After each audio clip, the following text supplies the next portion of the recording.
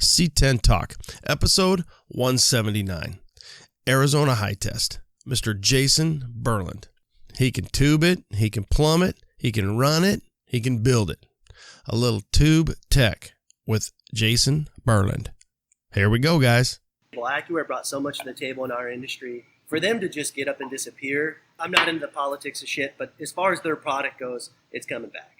In one way, shape, or another. I mean, dude, they came out with stuff that really blew my mind. It's like, you're going to put a compressor in a tank, what a dumb idea. And then here you see every single thing in my shop has a CVT. It's not a dumb idea. It was a good idea. These tanks, even if it's just an AccuAir tank that has nothing in it, it's just a dumb thing that holds air, was beautiful. Yeah, and it's really fits your recipe. Yeah, dude, come on. Oh, and then there's just not even an intermediate ground of like, hey, that was so far insanely cool with a billet air tank to this. So there's room in the industry now with AccuAir. The company disappearing, I think we'll see their product. Damn, son.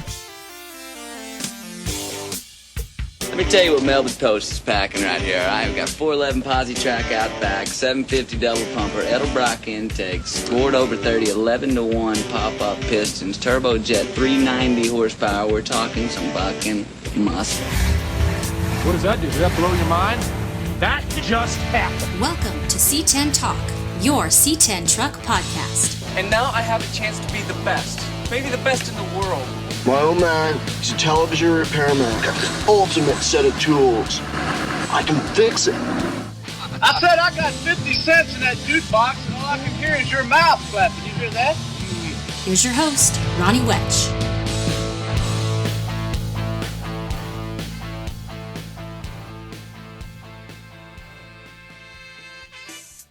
All right. What up, C10 Nation? Hope everybody's doing okay out there, and the COVID craziness is starting to kind of change a little bit, and we're getting the states are starting to let us do, what we want to do a little bit more. So hopefully you're getting ready to, go take mom out for date, and you can get out there, support your local economy, and just kind of get things back to normal a little bit. Let's see what happens. So hopefully everybody's doing good. Continue our little builder series with Jason, Arizona High Test Berland, and his ability to do some amazing plumbing. He's the tube man, a little tube tech. And I tell you what, if you get a chance, run over to YouTube, C10 Talk. Now, the feed was a little choppy. I went on his 5G, and that didn't work out too well. So switch things over for the interview. You can go over to the YouTube and you can check out the video. He has, at the time, he had 13 builds in his shop. He has about a 5,000 square foot shop. It's beautiful, and it's full of beautiful stuff. I mean, just rad builds, mostly C10s, and he's putting his little spin on what he does. You got mostly GSI chassis. They're right around the corner. There was a Porterbuilt chassis, and I think he's done a few chopping blocks as well. Nonetheless, absolutely gorgeous stuff going on over there. He should almost set up shop tours. If you get a chance, check out the video. You'll see it. It's a little choppy, but you'll see what he's got going on. Amazing builds, amazing chassis, amazing tube bending, tube construction, wiring, fuel lines, air lines, brake lines, you name it. Him, his crew, Josiah and Chris are doing an amazing job. So Arizona High Test, you can check them out online, ArizonaHighTest.com, ArizonaHighTest.com. Also, his Instagram is Arizona High Test. Some of the stuff that he brought up or brings up in the interview is going to be Swagelok, SWAGELOK.com. Swagelok. And those are high end. The other one he uses a lot of AN fittings is going to be Phoenix Industries. It's a Phoenix AN fitting, and it's PHENIX, Phoenix Industries. I think they're based out of Ohio, of all things, not Phoenix, Arizona. But those are a couple of websites. Also, Tony over at CE Auto Electric. You can check out Tony, friend of ours. He's here local, and that's CE, common spelling, C and E, Charlie Echo, autoelectricsupply.com. And I think it's CE Electric or CE Auto Electric on Instagram. And you can see kind of what Tony provides. Good times over there. I appreciate it. There's tons of activity, tons of interaction, tons of questions. The Builder Series is kicking butt. You guys are digging it. I totally appreciate everybody participating, chiming in, a lot of Q&A, a lot of back and forth, and you'll hear that here. So I don't know if I'm going to do one this Friday. We might go out of town, take the kids up north. I'll let you know here soon. I should know by Wednesday. If I do one, I'm thinking I'll do Sam Castronova. We'll see how the schedule works out. But this Friday, probably about a 75% chance I'm not going to do one. I'll be back. Just might want to get out of town. So I've got a list of guys I still need to get to. You guys are digging it. Thanks for the support. I also have George Trosley for next week. So George Trosley will be the Tuesday episode. If you're thinking, who the hell is George Trosley? He's the guy that makes the funny little cartoon in the back of Street Trucks magazine. He's also a cartoonist for the old automotive cartoon magazine called Cartoons. Something I used to look at a lot when I was a kid. Depending on your age, you might be familiar with it, but obviously Street Trucks magazine, he's in the back there, George Trosley. He will be next Tuesday. Oh, what else do we got going on? LS Fest West, they are saying that it's still a go. So that's going to be June 12th, 13th, and 14th. It's going to be at night out in Vegas. So we'll see what happens. Hopefully everything kind of starts kicking up and we can get back out there. In July, we've got the Southeastern Truck Nationals. That's going to be out in Tennessee. Hit up C10 Club Tennessee or the C10 Deputy on that one. I've got some OBS stuff. If you got a chance, Arnie Gonzalez from Tricky Air, he'll be out on OBS Talk. So moving and shaking. Again, high on content, low on time. Just a lot going on here with the kids being at home and trying to get some projects done. But the Builder Series is fun. I love doing it. Love going out to these guys, going and visiting their shops. Really just great people. Please remember to support all our sponsors. I did post some of the different discounts that they do have out there. But nonetheless, if you're at home, you're working on your projects, you're getting caught up, think about all the different sponsors that are behind C10 Talk. Real quick, Vintage Air, Painless Wiring, United Pacific, PSI Conversion, Marquet, Dakota Digital, Pro Performance, Brothers Trucks, and CPP. We appreciate their support. We appreciate your support and supporting our sponsors because they make this happen. All right, guys, have a great week. I'll be back next week with Mr. George Trosley.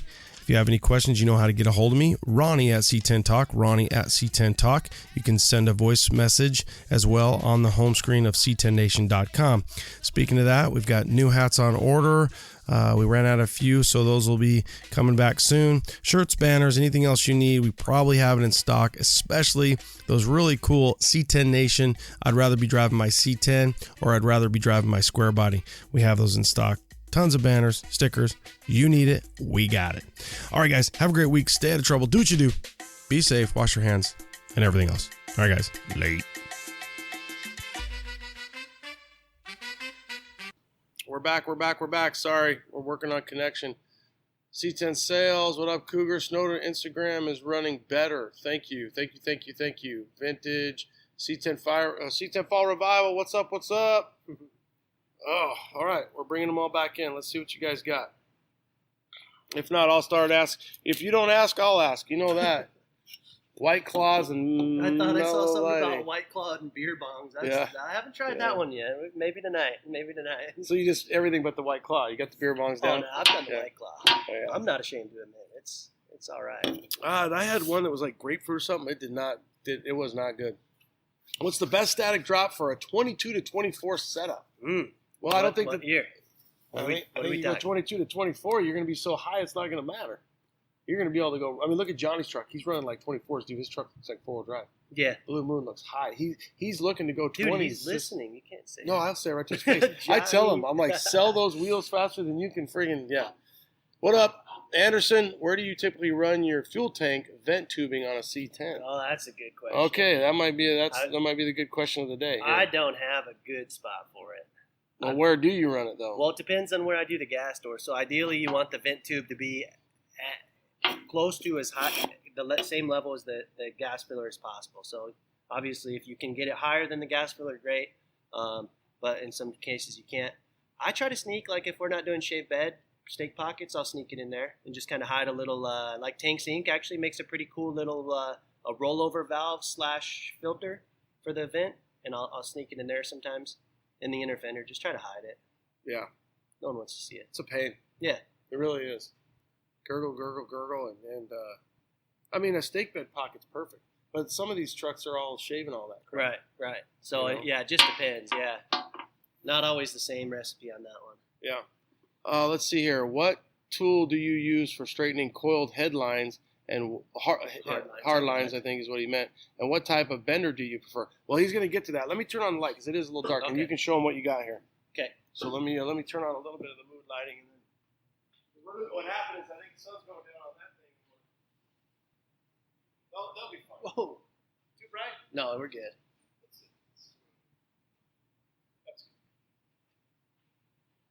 Okay, so you want to get into some of the tools of the trade? Sure, yeah.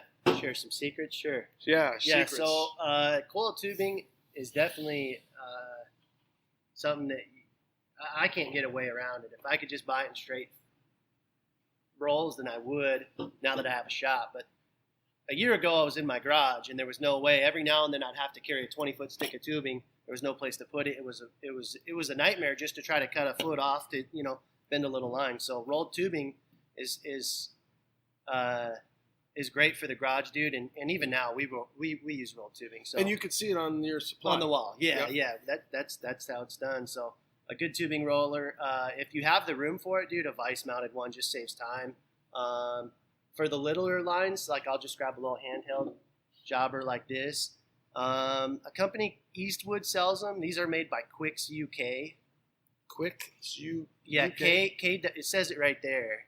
KWIX and then UK. So they're slanging them on Amazon. You could get them there. Or you could buy them from, what is it called? Amazon. I just said it. Not Amazon. The other Eastwood. company. Eastwood. So Quick, KWIX. And then, he's got better UK. But you can see that I've seen Jason work this thing like nobody's business. Ronnie gets man, freaking gets excited. You could get in a fight with this sumbitch. What'd you say? Bam! All right. So yeah, that's straightening line. The downside of this one here is you got to have one for every line. Now that doesn't bother me because it's just that's part of the gig. JOB. Yeah, but if you want a one size fits all and you have the room for a vice mounted one, then boom, that's a good way to go. Is this a trumpet? Yeah, it's gonna hang on my wall. All right, cool. Yeah, so it goes easy. Yep. Try not to get your fingernail stuck under one. You only do that about 1 or 2 times before you move your finger, So you're just trapping it in there? Is that what's happening? Look at that. Okay. Well, done. So straight, it's ready to use. That's all it takes. And so a vice-mounted one's awesome too, but like I said, the downside is room. If you don't have the room for a vice-mounted one, that may not be your gig. This one is definitely the most versatile. If I have to bend a short line, I'm grabbing this guy every time. Yeah. So I use this one every day. When your rolls, how many feet are they? 25. 25. Yep. Could you get bigger, or is it just too much to work with? You can. I guess I haven't had a need. Like, there's nothing. I haven't yet ran one line that was over 25 feet. Yeah. And so that would be the deal breaker. And I think even at that, I'd probably put a bulkhead. Like, that's a long run to be. If there was ever like a service point or something, I think you'd probably want nothing over 25 feet in one run. So, yeah, 25 seems to be good. Yeah. Okay. Yep. And then I got this question. I'll make my own questions, guys. Yeah. Just yeah, that's good.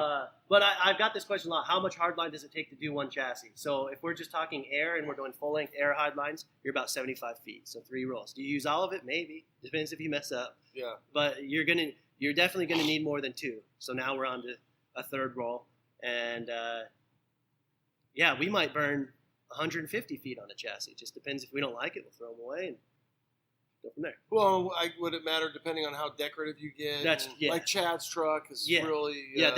So Chad's is kind of a funny learning curve for us, and I'm sure you know. But we ended up doing that one twice. But the second round, let's just ignore the whole first time. He's got at least 50 to 60 feet of hardline in the bed. Yeah. You don't think so, but if you add it all up and then your waist and if you're making a model or something that's part of one line, then yeah. 75 feet just to do that bed. You bring up a great point, making a model. Now that you've been doing this so much, I mean, think about a year ago you were in your garage, Chad's truck, a few of the other trucks you had your customers. Have you gotten it down to where you have some jigs and you have some things that you really can shake and bake? We do, man. It's funny. The first time we decided to do what I would call manufactured lines, I think, everybody has different changes and for their reasons, but GSI went from like a welded body mount and now they're bolting them on. And I guess they do that because they ship easier if they're less than, I don't know why. Whatever, that's not my part of the deal. Yeah. But they ship easier, so it's a bolt-on body mount, which is bitching. But because they bolted on, the line hit just the little difference that they made, the line ran into it. And it's like, here we are trying to do this. Yeah, so every time we come out with like a production line, so to say, somebody changes something and it doesn't work. So really, as much as I love to think, we're this production-based, everything that comes in here is custom. Everyone's different than the last. There's not a way to just bang them out. I wish there was. I mean, we could do that, but it seems like there's just one change or something. Somebody runs a CPP brake instead of a Willwood or a Bayer brake. I mean, how many different models can you have for each one? You know? Well, it's cool too because once you've used the same basic principles, even if you're using a different chassis, you're getting the formula down. It's your recipe, right? And it's all custom. It's all hand. You're pulling the line and you're creating it. So. Now, you got your cutter and you got your bender. Yep. You have a specific style that you like to use? Man, I actually really like these. I ended up investing in like Swagelok brand benders. So they're beautiful, ball bearing, roller bender. I mean, it is like the Mercedes-Benz of benders. Don't get me wrong. I always find myself leaving those collect dust, and I'll pick up this rigid like 400 series bender. So, yeah, you could show them. They're about $100 each. And this is rigid? Yeah, rigid brand, and I believe it's a 400 series. But they also make another version with a breakaway handle. It's very similar to the Swagelok one. I leave that bad boy in the cupboard too. Every now and then you need the breakaway handle. I think you're having a bad day if you need that. Okay. Not 99.9% of the lines this bender will do right here. Cool. Yeah. And I mean, obviously Home Depot. Rigid is Home Depot. I don't know if you could get them there. Maybe. I've never tried. But where do you think you just get online? Yeah. I know you can get this at Home Depot. Yep. Now, for when we do stainless, you got to have a different one. So you want one that's designed for stainless on the 3/8 stub. Because you'll just destroy the blade. You'll get like one or two cuts, and then you'll notice that you have to actually adjust the wheel so hard that it's denting the tube instead of cutting it. So if you're going to be doing a lot of stainless work, then they go from about $20 to $100. For the stainless blade. Right. Yeah. Well, it's not just the blade. Yeah, but it's in that. Yeah. I thought the same thing. Could I just put the stainless blade on? Nope. They changed their design, so it won't let you do that. So. But how long will a cutter with a stainless set up for stainless with stainless blade? How long does that last you? I haven't changed that one since I bought it. Yeah. So $100 and you're good. I don't want to say for a lifetime, but let's see what we got for questions here on Corona Time Boys IPA. Eastwood is cheaper, but they don't carry 5/16 straighteners. What do you need 5/16 line for? I don't think I've ever been to 5/16 line. Yeah, that's pretty big. Well, no, it's just it's an in between. That would be like. So your major lines are going to be for an automotive. Quarter half.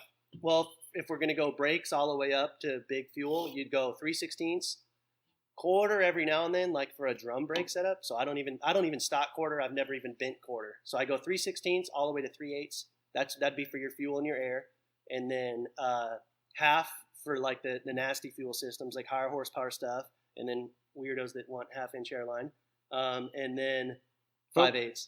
Yeah, and there's guys that do, like you said, where they like that 1/2-inch. Yeah, and here I said that, dude. The SEMA truck we did, Tony SEMA, the Dodge. Yeah. I wanted to do something different, and I was like, kind of like a little ode to like old air ride setups because he had the exposed bed, and I hadn't seen that in a while. Like that wasn't a style when he put this truck out. So I was like, how long has it been since you've seen 1/2-inch airline? That used to be when I started doing air ride stuff. Everybody was running 1/2-inch, so I was like, I'll bend a 1/2-inch tube and see what happens. So.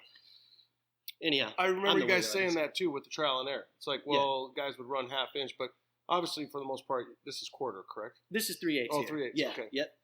Yeah. So 3/8 in the truck side of things is pretty standard. Like your valves are going to be set up 3/8 typically, and then as far as fuel goes, like you're basically under 700-ish horsepower. A 3/8 fuel line will do the job.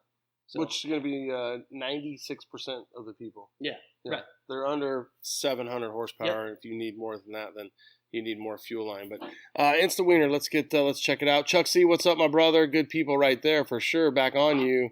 Home Bill, what's the most difficult chassis you have worked with? That's a loaded question. So we work with Aaron. Yeah. So he's got a badass chopping block chassis. Like his chassis is one of my favorites that we've done. Just him and his wife actually put a lot of personal touches on it. Super clean work. I knew when it showed up, he's like, hey, I've never let this chassis hit the ground. And I'm like, all right, guys, we got to be extra careful with this one. So it's not, Aaron, it's not necessarily what chassis is the most difficult. It sounds like it's the customer. No. That's awesome. But no, I want to say the chopping block one is because it's body dropped, so there's no real estate below the cab floor, a factory cab floor, and the chassis. They're literally on each other. What truck is it? What year? So that'd be like a 67, 72 on a chopping block full chassis. And so for that one there, I never thought I would run brake lines on the outside of a chassis. I did. There was just no room on the inside. I don't want to say no room. You can make all the room you want. You can do whatever you want. But I ended up making the decision that was the best route for brake lines. And I think it turned out super clean, but it's a little bit unorthodox. That chassis that's a tough chassis to plumb. Because it's he's got a lot of inner working structure. So what I see in chassis design, and I'm not a designer, so that's the bottom line. But you have to have a wall to run stuff on. You need wiring in this, and I know we try to hide it in there, and there's a good reason for that. But generally on a chassis, you see lines and wiring and this and that on the outside. So if you have a cross member that's as tall as the chassis, and we say, okay, we're going to put this chassis, it's going to sit on the ground. We can't go under the chassis. And if you put the floor of the truck on top, I can't go above. Yeah. So there's no room inside, and there's no room above, and there's no room below. I guess we're going on the outside. Now, could I have cut holes and ran passages through? It's like, geez, we could have, Yeah. And we did here and there, but anyhow, yeah. But so the GSI chassis allows you a lot more freedom. If you look at, me and you could look over there. It's kind of rude to the viewers. They can't see. But they dropped those cross members down. Now I have real estate to run stuff. Mm-hmm. So it doesn't extend through the whole thing. And then, like I know Porter built, he'll run a little, kind of like a cavity where you could run stuff through. And that's all you need. You just need something to run it through. And I've seen dudes work with the chopping block. I love the chassis bitching. The chopping block's bitching chassis. I'm not saying anything bad at all. And again, I'm not a chassis designer. There may be a structural reason why he has it that way, and I'm sure that there is. But I've seen guys go through them, and they come out super nice. Switch is actually doing one right now, a chopping block one, and they're doing some killer hard lines on it. So they got it figured out. It's doable. Have you done any roaster shop? We have, yeah. So we did our blind bulkheads and hard line for the air system on SSO2. Okay. So we kind of did a little. I don't want to say rework, but Joe just wanted to freshen it up and do the hardline treatment on it before it hit Indy. Just kind of little safety wise, do the hard lines. So yeah, we did the chopping block chassis. I do like that chassis a lot. I think that's a very well engineered chassis. This is 4-door Phil.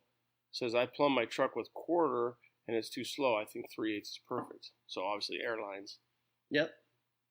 So I like slow myself. My saying is slow and sexy. I don't want to see the thing bouncing up. If you hit a switch, let me put it this way. I look at controlled response. If I hit a switch, is there control to it? If I hit a switch and the front end jumps off the ground, I can't control that. So I like this controlled look. So, and it's just a matter of opinion. He's saying quarter's too slow for him. I actually will drop down and I'll run 3/16. So we have a chassis up there where we plumb the whole thing with brake lines. Extremely small 3/16, and I love it myself. Some people say it's, slow and sexy. Kind of like you. It's just slow. I'll take it. Oh, look at, of course, Yanni Yee. 3/4 Yanni Yee wants 3/4 inch. Hola, Yanni Yee. Whose chassis? 6x6 mat. I don't know. Aaron's chassis is beautiful, super difficult to work with. Ha ha ha. Oh, the customer, or hey, Rick. That's his name. Is it? It's not Rick, so it's somebody else. Yeah, Andy. Yeah. Andy. I think it's the customer. Tricky Air. Do you like Tricky Air bed shocks? Shameless plug. Jesus, freaking guys. Tricky. Always slaying. We already blew up. See, your boyfriend, freaking Chuck C. Let's see here. Building a 72 roaster shop. Track jacks was built to. Damn excited about it. I endorsed the J-Tube kit if that means anything, Chuck C. Who said that? Oh, Chuck, you did? yeah. There you go. Yeah. Chuck's the man. Yeah. Yanni Yee in the house. Okay, so I think we're caught up on questions. Thank you guys for Instagram. Sorry, YouTube, I just gave you my forearm shiver. Dude, I don't know, man. This is kind of let's go like this first and foremost. A year ago, if not, dude, I was driving Chad's chassis in my truck. Yep. To your house. Yeah, it was a little over a year ago. But I think you've got to think you've got to be blown away. Yeah. That you are now not only just so on Instagram here, I'll get a little closer to you, but you are now, dude. You are in your shop. 1, 2, 3, 4, 5, 6, 7, 8, 9, 10, 11, 12, 13 projects in here right now. And I remember the first time I came in here, there was 3, and you were seriously thinking about subleasing half of this out. We talked about it. Getting the Blazers in here. Yeah. So what do you think? I'm blown away. Really, dude, it's weird because making the move from garage builder to shop, I was scared, dude. I was like, hey, we're not going to have any work. And then I brought Chris on the same month. I knew I needed him. I knew I needed his talents. And my biggest fear was dude, what if I can't pay Chris? What if there's not enough work where we have to invent something? So I just started kind of inventing work.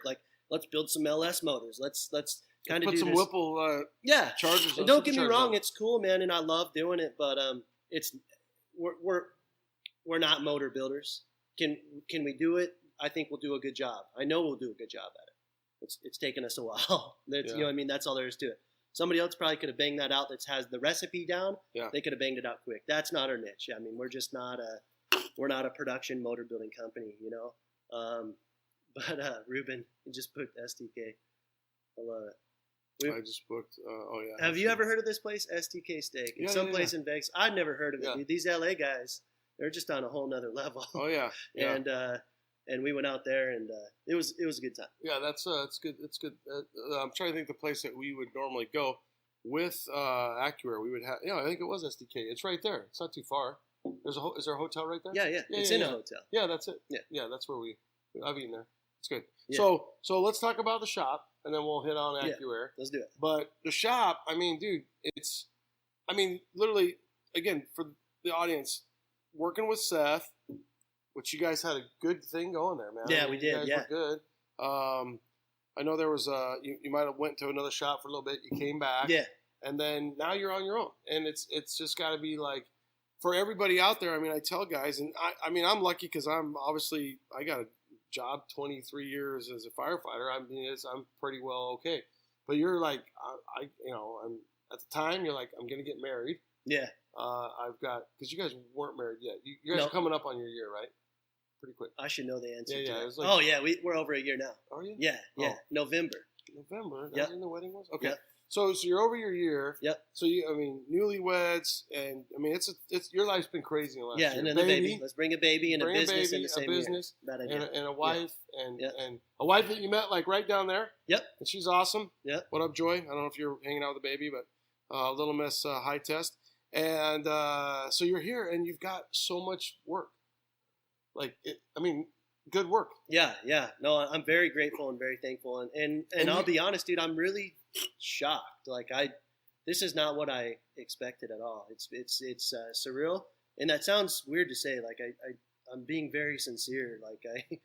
I really pictured myself moving in here.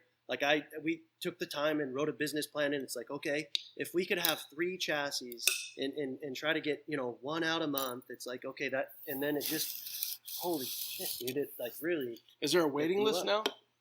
There is, yeah. Yeah, so there's a waiting list for him, and what's that like? It depends on which area of the business that you need something done. So fab side, we're probably 3, let's call it 3.5 weeks out. Chassis tubing, hardline. That's really what I do, and we're way backed up on. Wiring and stuff like that. Kind of just goes in waves with chassis, And then as far as assembly goes, we're probably like if we wanted to start assembling a truck, it's probably 6 months out. But are you going to want to do that? Do you have people that want you to assemble a truck? I would feel like make the argument on the other end. I would feel like your hourly wage is best, or you're doing what you do, your recipe. Assembly is not, like you said, not where your bread and butter is. Right. No, absolutely. The truth is I love building vehicles from start to finish. And I think that's really where the chassis thing came in. It's like, this is the step one of your build.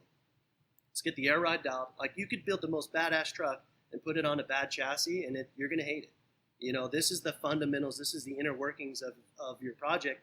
And really, to me, kind of the first step. So that's kind of where I got started. So the business literally was the chassis, the foundation of the vehicle.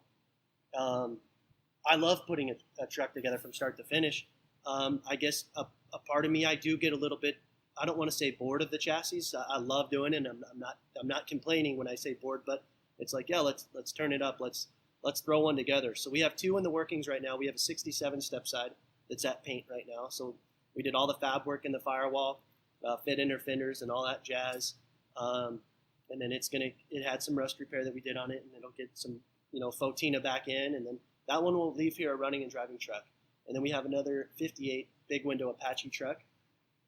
That's the one with the badass exhaust over there, the crazy X-pipe and all that. That's back to you, Andy. Yep, that's it. That's all Andy there. Pimp juice. And so we'll throw that one together. That one's at paint right now too.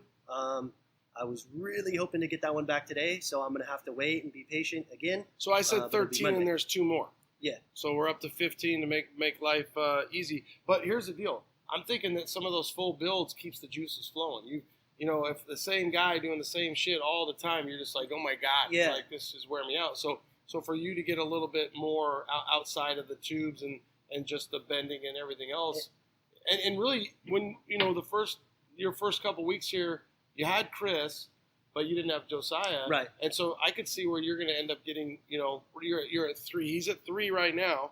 I could see where you're going to be at 6 in a year when I come back. I'm going to come back before then, but to do this interview, I'm just saying, I can see where you could be at 5, if not 6. And I'm not even including your really cute secretary that you're having an affair with. Oh, shit. Is Joy listening or what? Jesus. No, man, I think for me, we're just about at a good number. I would like 2 more. So you're saying 6, I'm thinking 5. But, dude, it's got to be the right group of people. Okay. Cool. So let's So before let's get to Acura, but let's see where we're at on some of this stuff. So Lancaster tuned in, Texas. We got Mesa, Arizona checking in. What's up? In the garage wrenching. All right, cornbread motivation. I love it. So let's get caught up on some Insta Wiener here. Let me see where I'm at. Let's see. Anderson's got, do you run a single 3/16 brake line to the rear feed? I believe is what he's saying there. Feed. Opinions on Nick Cop versus stainless brake lines. Let's go first. Do you run one brake line? Always. Yeah. So basically, I think what he's talking about is you'll see we've done them a couple different ways. Either we run one brake hose over to, like, let's call it the pumpkin area, the differential, and then you hardline from there to, like the factory. Yep, exactly. Okay. Exactly. Or there's another way you could do it. You run one brake line and then you tee on the chassis, and then you run 2 brake hoses from the chassis to the caliper. So I don't think that I know that there's not a better way performance-wise, one or the other. It just depends. Like looks really comes down. Yeah, hands down. Looks. Okay. Yeah. If somebody's got a badass rear end, I'm probably not going to hang a brake hose on it. Like if we're going to show off like a Fab 9 or something, we'll hide the brake lines too. Somebody will work for mini truck that's parts. Chris. Just saying. Chris. Oh yeah. So we X frames are for life. Oh yeah, that's Steve. So that dude's bought a lot of stuff from us. So he's building a real similar to Chad's truck. So X 62s. Yep. I can't stand those things, but I'm glad there's guys out there that like them. Okay, let's see here. Just kind of getting, okay, I think we were up to Johnny, so we're back there. So we answered home built. Congrats on the success. Yeah, thank you for saying that, because he deserves it. Your work is so clean. Stolen 76. What's up, brother? Chris is good, dude. Outstanding work. Keep moving. Thanks for the praise, you guys. I mean, this is good stuff. He needs to hear this because he's locked in here with Chris and Josiah all the time, and he needs to hear about how amazing not only is his business that he's amazingly catapulted off the ground in a year, but the work that he does. Some of the best business starts in the garage. Oh, Joy commented. She's oh, not did happy. she? I didn't see it. Oh, she's sad. happy. She No, hey, you are my secretary. Come on. that's you know what that's talking actually about. what I'm talking about. Come on. Let's see here. Dude. Outstanding work. I got to get that. What happened there? Get that thing off there. Okay, there we go. Okay. I messed it up. Wall thickness on tubing, brake lines. So that's from YouTube. Yeah, that's a good question. So you go with that while I'm trying to get this thing cleaned up here. Hey guys, one of the biggest upgrades I was able to make on Orange Slice is my lighting. Think about this. You've got your old school sealed yellow lights. You put in new United Pacific headlights, boom, quadruple the lightage. They look better, they perform better, and guess what? They're safer. So you've got LED options, you've got new headlight options. They look great. And honestly, we upgrade so many things with our trucks. Why not upgrade the lighting? When you do, think United Pacific. Here's the best part. You get to save 15% off all C10 products by using code C10 Talk 15. Save 15% off all C10 products by using code C10 Talk 15. Go to upcarparts.com. That's right, upcarparts.com. I don't think you'll forget it. Save today. Thanks, guys. Give them a follow on social media too, Facebook and Instagram. You've heard me talk about my gauges. Dakota Digital. I love them. Don't forget the interior of your build.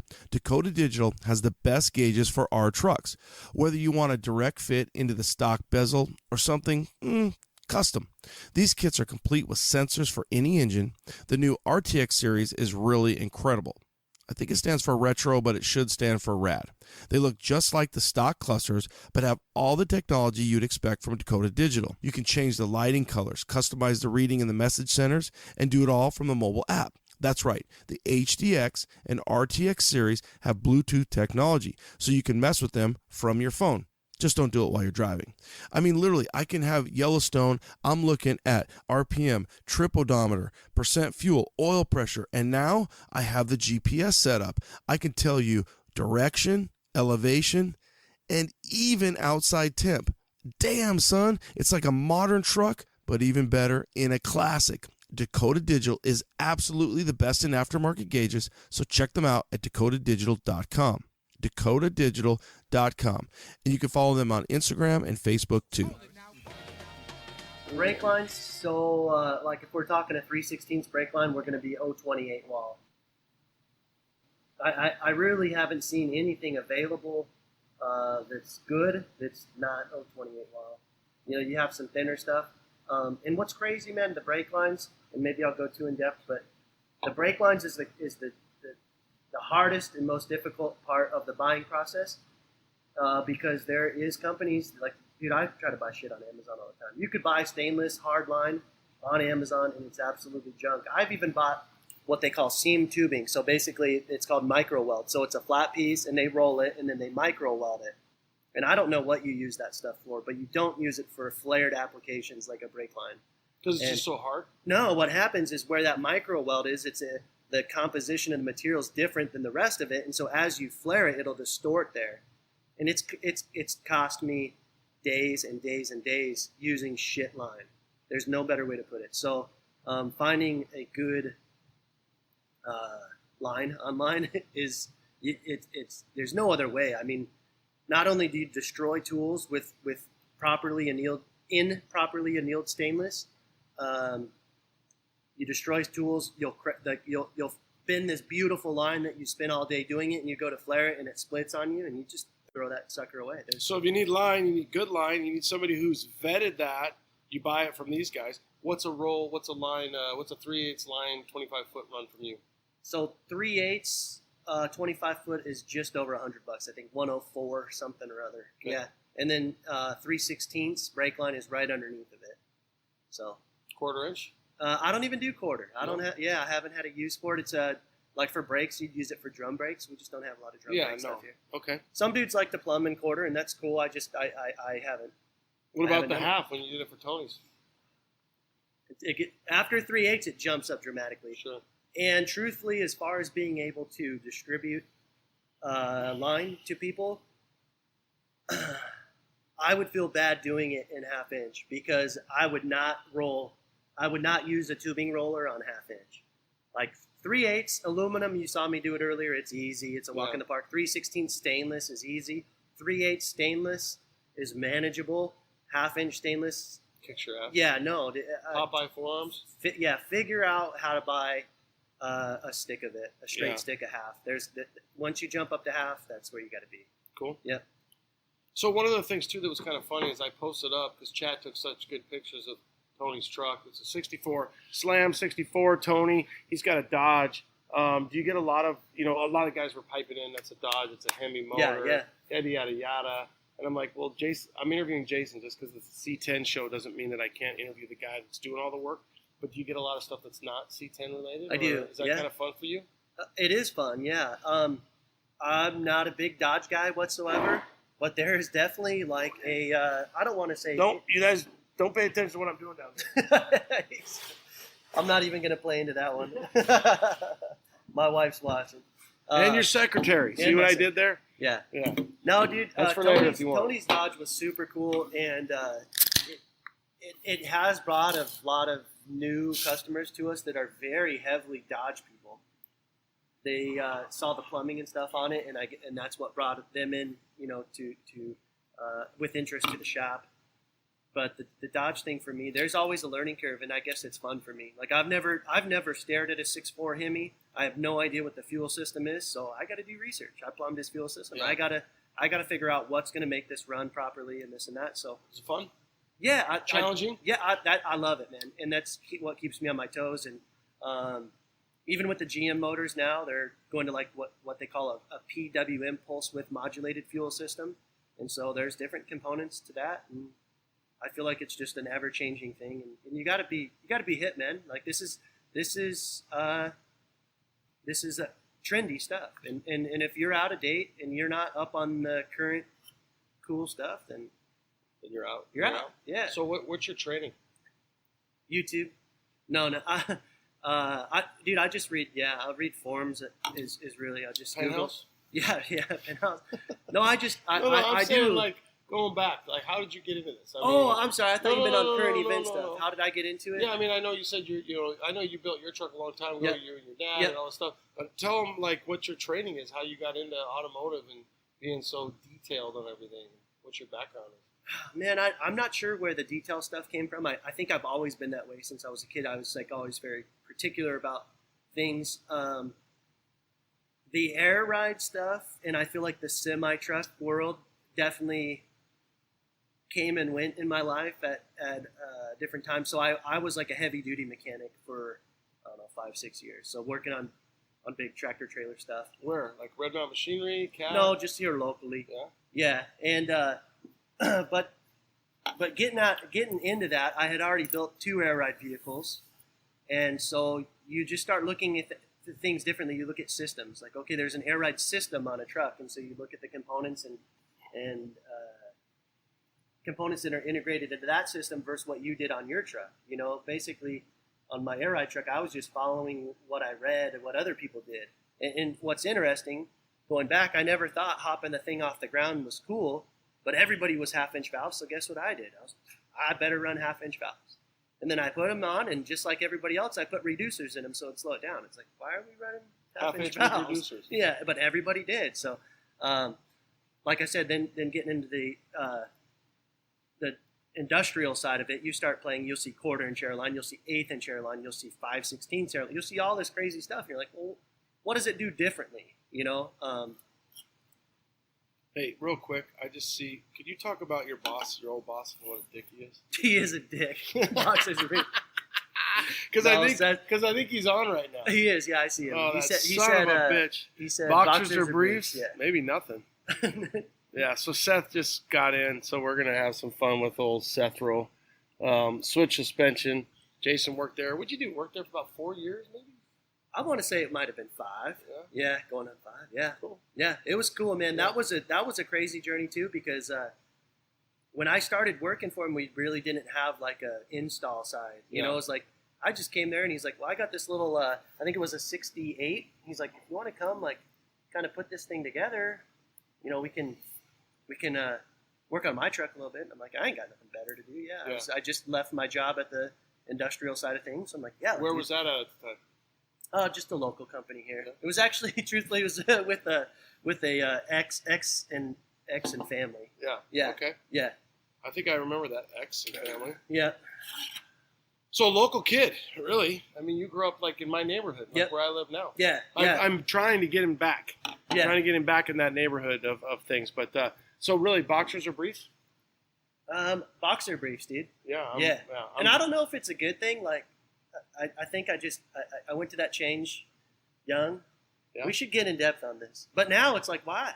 Dude, why not just whitey-tighty it? I'm a dad of 2. Yeah. I'm married, dude. Just whitey-tighty. But I'm a whitey-tighty, but the longer version. So is that the boxer briefs? I think so. Yeah. That's boxer briefs. I'm like I'm like the Mormon garments. They're just tighter. They're tighter. All the way down. Yeah. I got to keep all my shit, all little 3-inch light switch of myself in there. So okay, what up, Seth Rowe? We love Seth. Let's see. Let's talk. Homebuilt wants to take a shower, and so he does want to talk about AccuAir. So okay, so industrial side of things. You've been working on stuff your whole life. You're obviously mechanically inclined, and you've got a attention to detail. You've got a lot of RIP back here. So what's your thoughts on AccuAir? Because when I started the first one with Bowman, bam! I mean, April 2nd was. Are you kidding me? And I bet if that was a Tuesday, Wednesday, I did Bowman on. I did Bowman. Let me say that again. Bowman and I were my first builder series, and that was the big topic. And so that's we're at about 6 weeks. And what do you think is going to happen? What do you think? What do you hope? The bottom line is they brought so much to the table. AccuAir brought so much to the table in our industry. For them to just get up and disappear, as a company, I don't know. I'm not into the politics of shit, but as far as their product goes, it's coming back. In one way, shape, or another. I mean, dude, they came out with stuff that really blew my mind. It's like, you're going to put a compressor in a tank, what a dumb idea. And then here you see every single thing in my shop has a CVT. It's not a dumb idea. It was a good idea. I think it was a dumb idea. Hey, maybe they're not here now. No. I love AccuAir and I love everything they do. But I think what happened is that's probably kind of what killed them. Sure. Was because they were so revolutionary at absolutely. what point. And if you think about their last eConnect, right? Yep. Their last eConnect yep. was, and I know for a fact, I mean, I've literally talked to, I'm like, God, if you could just put the eConnect before the CVT. Right. But the CVT was so big. Yeah. You know what I mean? Yeah. And so whether you think it might come back in some format? It has to. You hope? No, I do. Yeah. Here's the deal, man. And this is, I'm not sure what I'm supposed to say politically, and I don't care. Yeah, I really don't. Like, that's never been the nature of my business. Yeah. This business to be whatever political you're saying is working. Sides. Yeah. Well, the bottom line is, you're not stoner. You can say whatever you want. yeah. So suck it, Blake. There's things I love about Airlift product. There is, and then there's things that I really miss about the AccuAir stuff. For example, dude, these tanks, even if it's just an AccuAir tank that has nothing in it, it's just a dumb thing that holds air, was beautiful. Yeah, and it's really fits your recipe. Yeah, dude, come on. Oh, and then so Airlift, and I want them to step it up. Yes. If they're giving me a tank, and yes, it's aluminum. We get it. It's not going to rust. That's awesome, and we're not going to use steel tanks, right? But you're giving me a tank that's welded, and then it's got a bracket on it that's like a piece of broke sheet metal. I go from a billet tank with all these innovative ways of fastening to this tank with broke metal on it. There's just not even an intermediate ground of like, hey, that was so far insanely cool with a billet air tank to this. So there's room in the industry now with AccuAir. The company disappearing, I think we'll see their product come back. Now, your Seth does a pretty fancy tank, He right? does, yeah. And I'm not sure if it's hit the market yet, but he's building a very cool tank. Yeah, square and tanks, I know Switch has a really nice tank. It's a little more squarey. Yeah, no, he's coming out. Aluminum, Yes, it's he's making billet end caps, rods. They're doing different color combinations and stuff to kind of fit into tailor to this. That hey, we don't just need an air tank; we want it to look good. Yeah, that's the thing. The thing I wonder about, like for you, is okay. So let's say with your recipe and what you have and so clean, what's gonna happen? Like, what do you think's gonna happen? Dude, everything changes. What should these guys be thinking about? And if somebody's sitting on a CVT or an eConnect or even a VT, because I kind of think a VT with like whatever your computer system is, and then you've got your external Viairs or whatever. Yeah. I mean, even a VT is pretty killer. Here's if it was me and I'm building a vehicle, let's just pretend Acura is still around. I'm building a vehicle.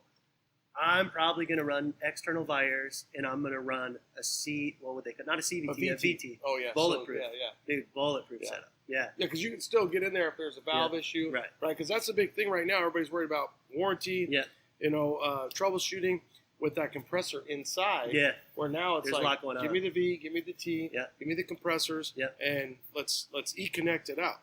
Yeah. With the ECU. Yeah.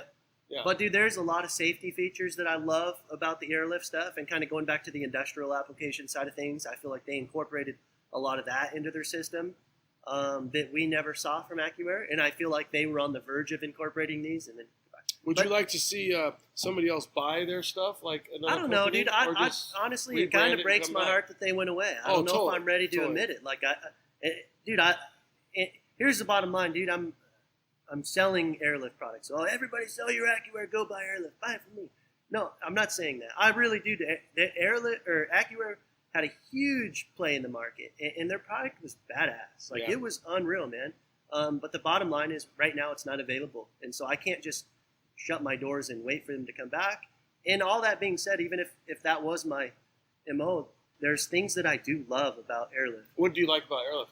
I like that the valve has a check valve built into it, meaning that if there's an issue with the tank or compressors or something explodes, that you can still drive as if there was air in the system. So a check valve, basically, that's adopted from the industrial side of things. That sounds like a fire truck type deal. It absolutely is, yeah. Or a big rig. That's where it comes from. The concept comes from Airlift comes from heavy duty stuff first and foremost. Exactly. I mean, we all ran Airlift. I mean, I've got Airlift on every truck I've had since I was probably 22 years old. If you're going to run a set of bags, helper bags, it's all Airlift. Yeah.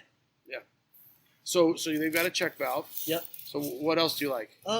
They have their system's a little bit smarter in regards to compressor cycling. So you can go in there and actually tell your computer what compressors you have and what duty cycle you want to run.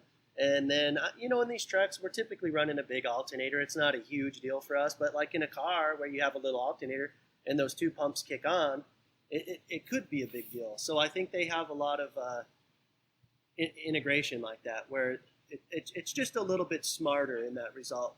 Where with the AccuAir system, like if it fired a signal for the pumps to kick on, it didn't really matter. Like it was going to kick them on, and you'd get these error codes, saying low battery voltage or whatever, and then the system would stop. And it's like, that's great that it didn't stop working in the system, but here I am on the freeway and I don't have my AccuAir. Which that's happened to. I've had that happen, and so then you're right key now, on, key off. Yeah, Limbo's at my house right now, and Limbo's got that going right now. Right. So that's a frustrating thing when it comes to the power. And then you've got, whether you've got fans and everything else kicking on, a computer, a Holly system, and like Yellowstone, and not enough power, not enough alternator. I feel like there's like Jesus is watching down on me right now. Look at that thing. Well, you got your own little Jesus right here, and then I've got my own right here. So let's see what we got here. Hello from Houston. What up, Beto Lopez? Definitely very knowledgeable. Thank you, guys. They came with Switch, then came the Switch fan. Oh, Chris. What is he saying? I don't know. He's saying something about the Switch fan. He did like that thing is pretty badass. Look at this. This is. I'm back. I'm back. What I miss? Oh yeah, that's tight. That is tight. I can get you a new one, dude. I like this one's nice and sweaty. My aluminum wife, does rust. She doesn't like it so much. No, aluminum does she rust. Doesn't like it much. It's too nasty. It's too dirty. Yeah, well, smell it. Give it a whirl. It's rough. Oh, okay. That's not bad. Well, to her. Yeah, Picky that's boy. not. I'll get you a new one. Aluminum does rust. I didn't know that. Aluminum rust. Aluminum. So Moto X RRAR on Instagram is saying that aluminum does rust if you mix salt and water in the aluminum. But give us more detail. Yeah, I'm not sure. Because I've got a lot of aluminum ladders on my ladder, and I don't see any rust, and although I'm in the desert. So maybe somebody's got some more insight on aluminum rust. Let's go to YouTube. YouTube, wall thickness, you answered that. Hi, fellas. How are you? From Fruity Pebbles. What's up, Fruity Pebbles? Fruity. Okay, so home built. Hope they come back. I still have a CVT and management in the box. That's okay.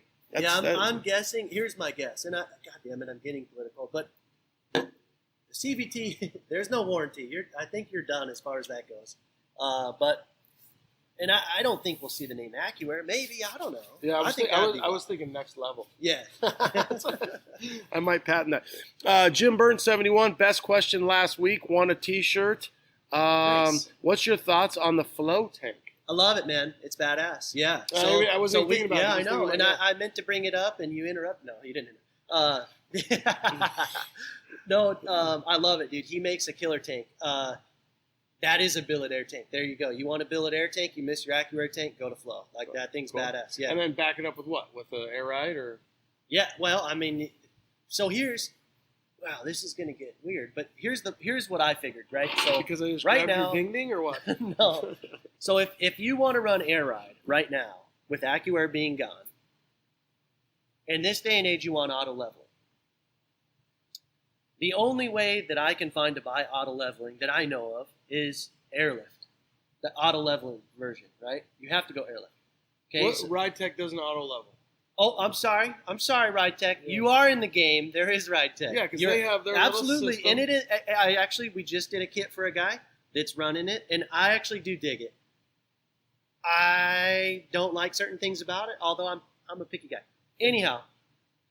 Yes, there is Ride Tech. So really, the audience is left with Airlift and Ride Tech. Ride Tech. Yeah, yep. Right? As far as I know, those are the two auto leveling systems. Now that you brought Ride Tech up, that just blew my mind. You can do this. So I don't want to say an issue, but let's say you want to build an extravagant air system, right? Your Airlift auto leveling computer is your valve. So now your lines plug into that. So so your ECU and your valve set is all the same.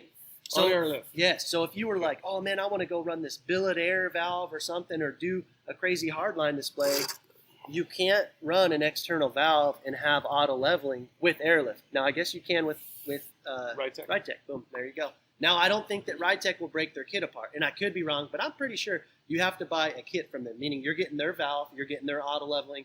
Their whole kit and caboodle. So now you have this valve. But why wouldn't you just use all the Ride Tech? The Airlift valve. They have like a version. I'm sorry, I said Airlift. Damn it. Ride Tech. Sorry. We're going back. Ride Tech. They make a big red version, and then I don't. Maybe they call it small red, but it's these little anodized blocks, and it's what we used to use before AccuAir. Back in the day. It's very, dude. It's primitive. The design is not. If I'm going to build a showpiece, I can't use that valve. If it's going to be seen. Right. All right. Yeah, exactly. But for the most part, I mean, that you bring up a great point. AccuAir made it cool to show off your air management. Yeah. Not hide it. Right. And they had a system where they could break it up because the E-level was separate from the valve. So in their system. VU4, the Endo, where they gave you literally a place to display everything. Yeah, it was. The marketing for that was beautiful because you got to show off all your stuff and show off that you were an AccuAir pimp. Right. And so right now, if Jason was building a truck, if you're building that little square body, Joy's truck, and you're going to put it on air, what are you doing? Break down your formula. Bottom line, I'm going Airlift. Okay. Yeah. And you're going to work through all the stuff that you don't like about Airlift. Yeah, I'm probably not going to run their tank. Okay, so you're going to run a flow tank or a switch tank? Yep, flow or switch. Yep, okay. Absolutely. Yep, and then I'm going to run an Airlift. What about an AZ high test tank? Dude, we got so many eggs in the. No manufacturing, man. No manufacturing. Can't barely keep up. No. All right. No. I will. I hope maybe someday that'd be great. That'd be cool. Nowhere in the near future. No, not happening. Have a buddy that needs a repair kit for a VT tank in a bad way. Snowden. Hit up Switch. Hit up Switch. Pro? I think AZ Pro's out of everything. I think he told me he was. He's like, I got rid of it all. I think Seth bought as much stuff as he could. So if Seth is still there, trying on his boxers and his briefs, or his briefs over his boxers, then, but I think Seth has bought up as much as he could. So I know guys were looking for ECUs and stuff like that. Let's go here. Keep them up. Tricky Air, great information. Awesome job. Hey, Arnie, I still am sitting on your episode. I promise I'm going to get it out. I'm just jam-packed right now. I've been so busy. Keep them scraping. Travis was saying the Acura is very sensitive to jump boxes. What about jump starting? So you bought a C10, and it either had AC at one time or it wasn't even an option. Well, Vintage Air has the solution for you. Their SureFit kits are designed to place the evaporator and hoses behind the dash for a factory clean look. In most cases, the SureFit systems will be controlled by your stock dash controls using their exclusive cable converters. In some applications, a new factory look control panel is included with the kit. The SureFit systems provide full OEM style operations, including air conditioning, floor or vent heating, and a powerful defroster. To retain a true factory look, the AC air exits through the factory dash louvers if originally equipped in your truck. The Gen 4 kit provides infinite, just right temperature, air blending, and blower fan speed adjustments. The Vintage Air SureFit kits are the best value and the most completely engineered air conditioning system you can install in your C10. Add the fact that Vintage Air has been the most respected name in performance aftermarket climate control systems for 40 years. 40 years? Damn, son. The choice is obvious. VintageAir.com. Hey guys, I've got Kathy White, Classic Performance Products, CPP on the line. Kathy, how's it going? Hey Ronnie, what's up? What's up? What's new? We've got a ton of things for the C10 community. First things first, our 2.5-inch Extreme X10 drop spindle. So we've upgraded the current modular spindle to modern technology. This new X10 spindle is a one-piece forged, but it utilizes strong, modern, bolted, internally sealed bearing hub assembly. So it's low maintenance. It doesn't move the wheels out, and you can use big brakes from us or any aftermarket big brakes out there in the market. That's awesome. What else is new? So we have actually gone back and redesigned our aluminum fuel tanks. As you know, our fuel tanks are the thickest, strongest, and largest capacity in the industry. But now you can actually use the same tank for either a carbureted or a fuel injection application. 63 to 72, it's 20 gallons. And for 73 and newer, 22-gallon capacity. How about that Kohler kit? You guys must be killing it with that thing. That is such a great kit. It's fully bolt-on. It's easy to install. Strongest tubular arms in the market, available with either upper and lower or just the lowers or just a coilover kit by themselves. All the mounting brackets that you need, and it also comes with dual adjustable coilover shocks. So it's really responsive. It's up to you however you want to tune the compression or the rebound. It's perfect if you're just cruising on the streets, and it's proven on the track. Well, that's what we like. So if you need spindles, the new X10, fuel tanks, coilovers, they've got it. Classic Performance Products, CPP, and don't forget, use code C10 Talk, C10 Talk at checkout and save 10%. Thanks, Kathy. Thank you, Ronnie. Travis was saying the Acura is very sensitive to jump boxes. What about jump starting? Oh, absolutely. Same. Yeah. So no, don't do it. Yeah. Don't do it. No, don't do it. It's not worth it. Especially like, I know I had like the Acura and the Holly. You're gonna have to protect yourself with, dude. I mean, it's a 70 amp, right? But even at that point. Yeah, I'm trying to think on the way around it. Put a kill switch on everything. Yeah, there is a small little fuse coming off the red wire on the Acura E-level system, and I believe if you just pull that little, it's like a 5 or 10 amp fuse, little tiny guy. If you just pull that, you're safe to jump. Don't quote me on that. Don't. Where's that fuse? Coming right off the E-level. So you have a yellow wire all with the way fuse, up, and then a red wire. But right wherever your E-level's mounted, there's 2 fuses coming off there. I was told if you pull the red fuse, if you choose the red pill. Yeah, if you choose the red pill, not the blue. I would say try to isolate your system before you do that. Yeah, or don't. Yeah, try to. Oh, dude, we got a little bit of love here on YouTube here. So keep doing what you're doing. Good morals, truly talented. I love that dude, man. 58-59 slam. He's Aussie awesome, Aussie Jason's Pip. Dude, he's as good as it gets. He is. As good as gold. I like it too because He's the type of guy where when we're talking to him, oh, you fucking freaking First time I took ride with Jason, he had a C10 Talk hat on. Ooh, Johnny C10 BR. It's the same one. I need to restock them. Probably. Okay, so Chuck C. It's electrolysis that messes with aluminum with dissimilar metals. Oh yeah, for sure. That is true. Yeah, but that's going to be like a rare situation. Yeah, I don't know how badly. We're not chroming things. I mean, but he's absolutely right. What it does is it'll corrode and then it'll basically fuse two metals together. So like when we do our Swagelok fittings that are all stainless, we actually have to convert them. Oh, I'm giving away my secrets. Damn it, it's the Corona talking. Mm-hmm. You have to convert your fittings to aluminum to make it work with aluminum lines.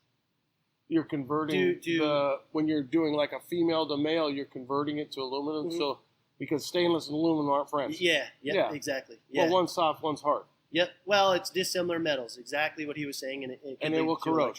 Okay. Yep. That's cool. I don't know if you'd call it rust per se, but it corrode. Yeah. Either way, it's not a good thing. It's like welding. Could you do an anti-seize in there, or would that be? For sure. Okay. Yeah, it would help. Yeah. So if you did an anti-seize in there, thanks Chuck C. Not only is he hot, he's knowledgeable. Right. Dirty Sanchez Customs, seen a few CVT burn up on the inside. Is this a common issue? I think it was at the beginning. You know what?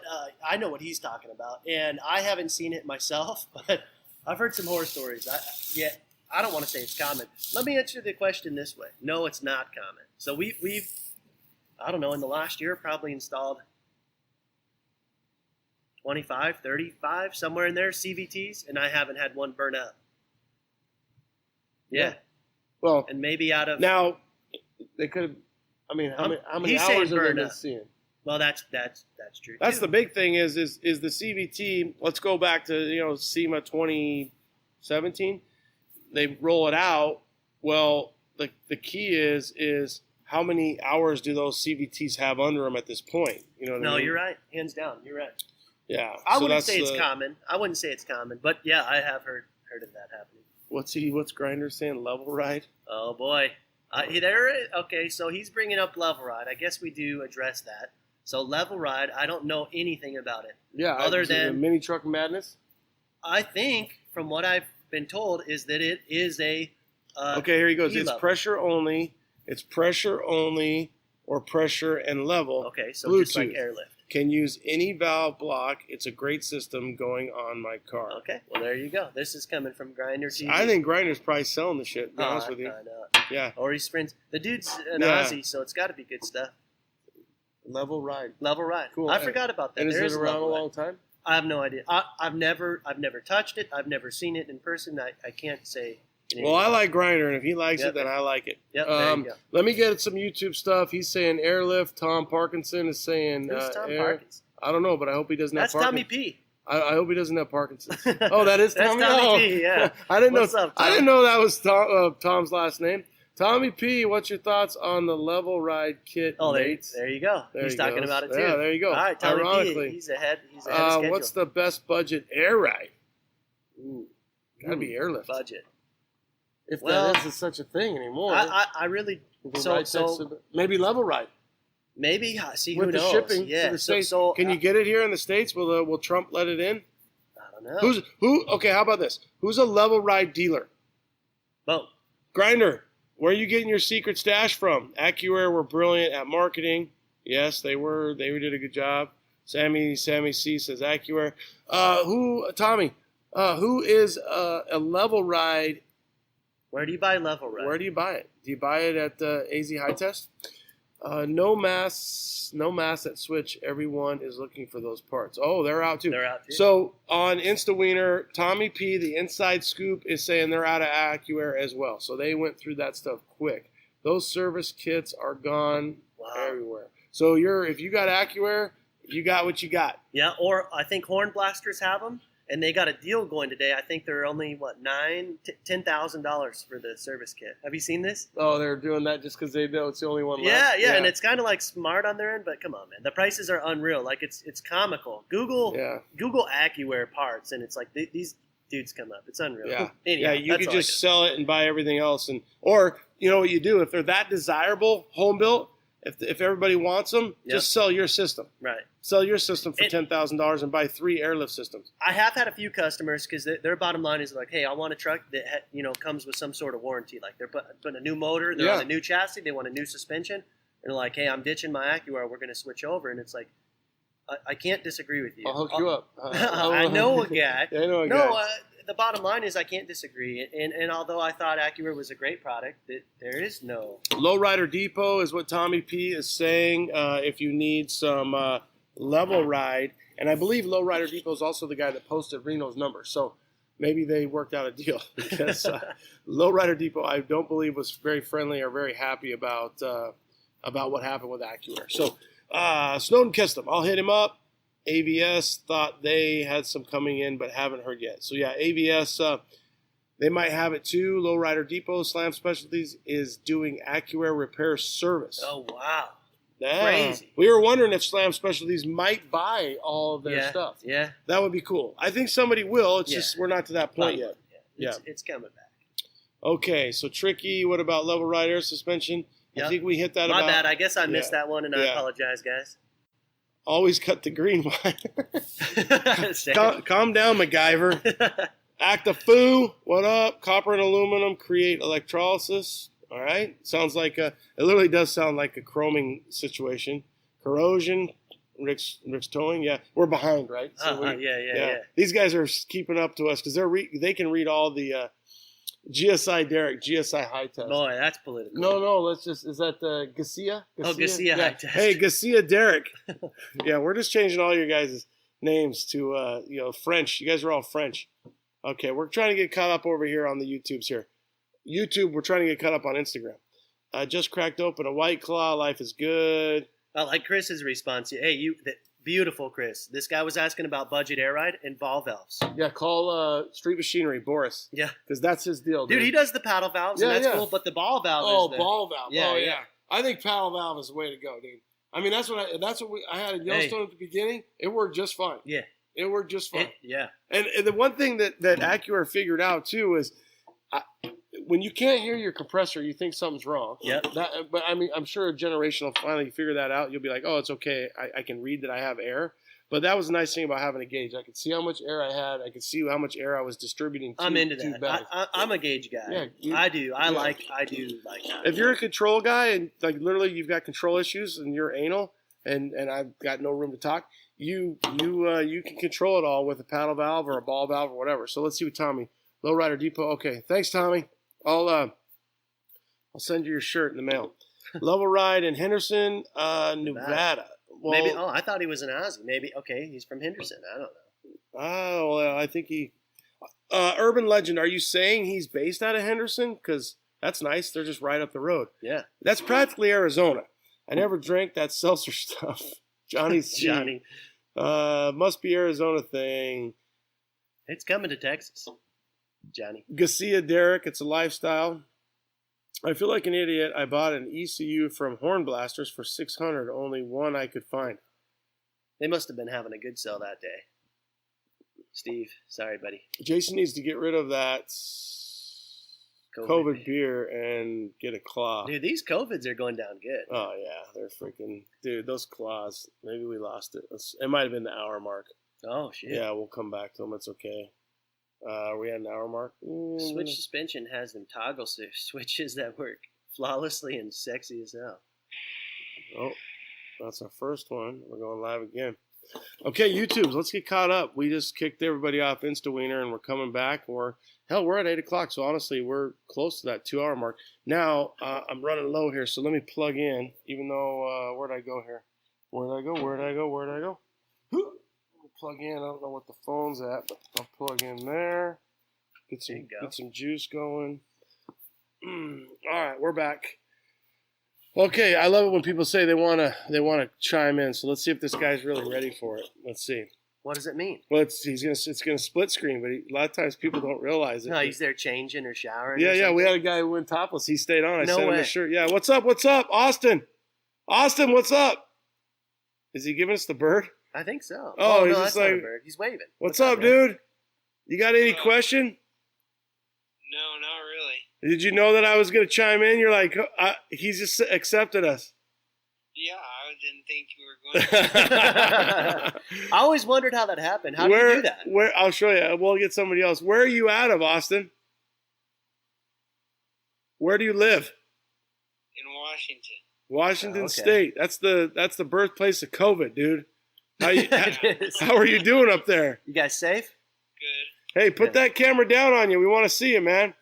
Are you out of school? You look like a young man. Are you? I'm gonna say you're a sophomore. No, 8th grade. 8th grade. All right, cool. Stay in school. Eat your vegetables. Don't do drugs, and listen to your mom, dude. That's it. Okay. All right, dude. Later. That's awesome. Okay, bye. Okay. I gotta go like that and then remove them. So if they say they want to be in, then you say accept them and they'll come in. So like if Joy wants to come in right now, we can let her in. I'm not letting her in. Oh, dude. Okay, so Urban Legend, Level Ride moved to Henderson. That's cool. That's literally Arizona. Wow. Yeah, okay. we're gonna continue. We're gonna really Las Vegas. There's nothing in Nevada. There's like Reno and Las Vegas. Nothing else.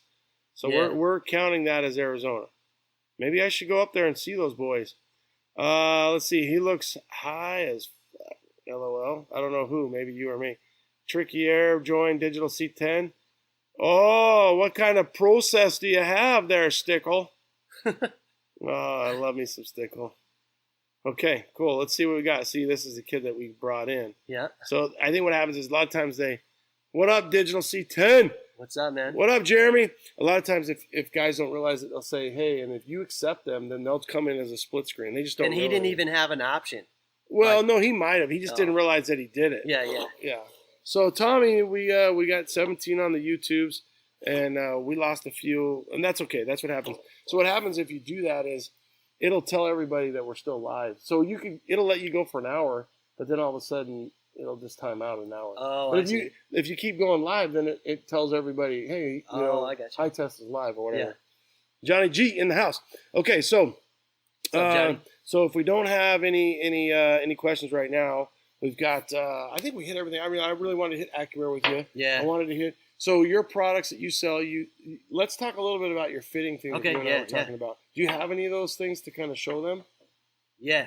Can you go get some? Yeah. Okay. He's going to go get some of these fittings things. We're going to give a few more of his secrets, and it's good. It's a good one. All right. We got Garcia Derek's back. We got Wright Fabrications. What up, Wright? Good people coming in right now. Johnny C10R.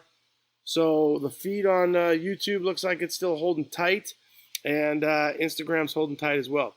Got a place for you if you don't mind rubbing elbows with an F100 guy. So Urban Legend, are you Level Ride? Is that, I assume, is that you? And no, I don't. I don't mind rubbing elbows with a F100 guy. As long as you're not best friends with Fat Fender. Fat Fender's trouble. I stay away from Fat Fender. Solomon, he's good. Oh, dude, Jason's coming in.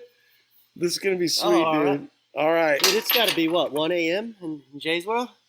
Let's see. So we got Jason from Australia coming in. He canceled. Connecting. Oh, he's laying block right now. He is. What's up, Jason? What's up, you? Thanks, mate. We're ahead of you. Saturday at lunchtime. Awesome. Saturday at lunchtime. Yeah, who said we're behind? No, Jason. I thought you were ahead, but you're way ahead. Okay. You're way ahead. Well, let's see your work. Let's see what you're doing. Dang. Oh my God, it looks beautiful. Is that real brick or wallpaper? I'm just joking. If you would get out of the picture, it would even look better. Look, it's this little Saturday job, cash money, you know? Yeah. Right. What do you buy with your cash money? Beer and truck parts? Truck parts. I like right. He says he's in the future. You're in the future, dude. Hey, can you tell us? Hey, what happens in the future with COVID? It's gone. Gone. I knew it. I predicted that. How is COVID down there? What's the? It seems like in the construction world, guys don't really give two shits about it around here either. No, that's because we're thick skin, mate. Yeah, you do have thick skin. I've been around you. My skin got thicker just as I started hanging out with you. Yeah. No, COVID in Australia, we only had like about 80 deaths. Oh, wow. Why do you think that is? Because you're so spread out? No, because we hoarded all the toilet paper. That saved you. I love it. Oh, the koala bears. That stuff works. Oh, my God. So what time is it there right now? It's about noon? Yeah, just afternoon. I think we're getting close to 1 now. 1 in the afternoon. Damn. All right, cool. You're in the future. How's your truck? Loving it. Yeah. I just been too busy working. I need to enjoy it more. Yeah. When are you gonna come back here? LST 2021 for their 10-year? Oh, 2021, yeah, it's possible. But I don't know. I love Arizona, man.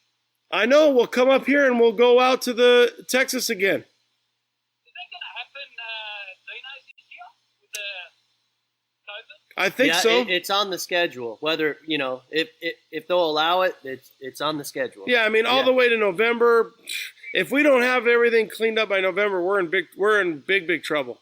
I think the nation will probably make an exception for Dino's. I think. Get down. I don't think. I think my Trump. guess. I bet Dino will call Trump himself. If not Dino, Krista. Yeah. She'll get it through. Yeah, I think Krista might. But hey, come out for the get down, mate. Yeah, I want to. You know I am. I want to. You get now while they're cheap. Yeah, they are cheap, actually. Hey, when you fly to the States, you're going back to the future. Or when you fly home, you're going back to the future. Mm-hmm. They time travel. I leave here on a Wednesday and I get there on a Wednesday, so I don't lose any time. I know, but when you leave I lose a complete day. when you leave Arizona and go there, you're going back to the future. Yeah, but I lose a day. So say I leave Arizona on Monday, Tuesday doesn't exist, and I get here on Wednesday. Oh, it's so crazy. What happens to that time? It's like it's like a big black hole. That's it. Try not to overthink it. Hey, you're like Marty McFly, dude. What do you mean? Who's that? Oh God, you don't know who Marty McFly is? No, he didn't make it to Australia. That guy. Oh, just Crocodile Dundee. Yeah, he's all right. Hey, what are you having for lunch? A Vegemite sandwich? No. My wife made me like we had dinner. She makes extra for me. I always make extra. You know, I take it to work. Yeah. Some South American stuff. My wife's Colombian. Oh, even nice. better. There you go. That's good. So I've got a little trip over there as well. He's got what? I don't know. You got a what? I've got to do a trip over there as well. She wants to visit her. Oh, to Colombia. Yeah. Where? How far back do you go there? You don't lose as many hours, right? No, Colombia's not that many hours behind you guys. I don't know. I've never been there. I'm trying to keep up with you. You're doing well, buddy. Hey. I enjoy today. It's good. It's entertaining. It's listening. I'm learning knowledge. Oh, cool. It's this guy. He might not look smart, but he is. Nah, he's very, very good. Very good. He is. Honest guy, very honest, and that's why he's where he is today, because he's got good morals, he's honest, and he's very good at what he does. Thank you, Jay. Appreciate it. Hey, cheers, mate. Cheers. Okay, get back to work. Ciao. See you, brother. Yeah, see, that's cool. Isn't that cool? Yeah, that's way cool. Oh, yeah. So we got cheers We from caught him in Kohler. action. I heard he was a bricklayer. Yeah, and I'm yeah. like, no way. Yeah. Like, dude, he's the real deal. Like, that dude is the realest dude I've ever met. Like, good. Dino's get down. C10 Club Australia never slept the entire weekend. Oh, they didn't at That's good. the get down. Oh my God, we had so much fun. Dino's is quintessential party of the year. Yes, it is. Okay, let's see where we're at. All right, Jim Burton's there. Chevy Love Quake. Let's see what we got on the. Okay, so we're caught up on everything. We're gonna go. Let's go 15 more minutes. Okay. Okay, 15 more You minutes. want to do these fittings? Yeah, let's talk about this. Oh, Okay, so earlier he was explaining some of the fittings to me, and you guys can come in a little bit and get some fitting questions going. But he's got some fitting chassis tech fitting talk. Oh, we shouldn't say chassis tech. I feel like Chassis tech is bad, and I'll tell you why. Because it's right around the road, and it's not good stuff. Yeah, it's that's Ames. That's what else? Chassis tech, Ames, and what else is it? I don't know. Oh, it's like everything. Yeah, Slam yeah. something. Yeah. We're gonna call it Chassis. fitting talk. Fitting talk. Fitting talk. Fitting talk. All right. Cool. So here's the two most common fittings that people ask about. So these are bulkheads. So this basically gives you a spot to stop a line and start a line. So I've been getting a lot of questions on these ones. These are Swagelok bulkheads. And how do you spell that? Because you got the sign, but it's Swagelok. Did I do it? I think there's a Y. Hey, got it. Swag. Swagelok. Swagelok. So swage is like what you do. You swage it, and then when you swage it, it locks. So the cool thing about a Swagelok, it's a flareless fitting. So like you take your hard line, put it in there, and then when you tighten it down, it cinches on there. So you're like, oh, that's a compression fitting. I know those. Those are. That's plumbing with a little ball valve. And it is exactly that. Other than this is like a billet machined, badass version. So on this these, is stainless, based upon what you said with our corrosion. Exactly. So this is a stainless fitting. So we're going to use it on stainless line without modifying anything. So that's the way I buy them. Wow, look at this, stainless. you guys. So look, there's a billet front and a back. So those are two machine pieces. I don't know. They can't see. Yeah. No, I want to show these guys this thing. So, and look, the craziest thing about them. So two pieces. Two piece. Here's what I love about branding. Like, if you look really closely at those pieces, look super close, Ronnie, and your old eyes probably can't see it, but both of them say Swagelok spelled out on them. Somewhere like on there. Yeah. Yeah, no, I can't. Oh. Super tiny, but it says Swagelok. That way you know that's their fitting, not. So check this out. I think it was in 2019, maybe it was 18. Their patent ran out, and so. Like Hawks, other companies have came in to duplicate, I guess you could kind of say, a Swagelok fitting, or to replicate. Let's say attempt to replicate. But these dudes are unreal with quality control, and that's why I think I've had such good success using them. Okay. So some styles will use this. So and they're not cheap. No, they're not an inexpensive fitting. Okay. So this goes. Like this? So you go tube nut, and then that's called a back sleeve, so that goes on first. I guess you're going backwards, but it works. So I can go this way. Boom, there you go. I can switch it around. Okay, so this makes it look like a little ding-ding. Yep. Okay. So this is called the sleeve, is that what you said? Yeah, so that's a back sleeve. Back sleeve. So for Instagram, back sleeve. Ooh, back sleeve. And the little beveled part. Front sleeve. Front sleeve. So it's a two-piece sleeve. So basically, the way I think about it is like the guys that are like, no, I still don't believe it. That's just a compression what's fitting. He saying? He's saying, Martin's, move over some, Ronnie. I can't see shit. Dude, I got the freaking camera right. Like, this thing is like pointed dead nuts. Okay. So the guy that's still like, hey, this is a ferrule, compression fitting.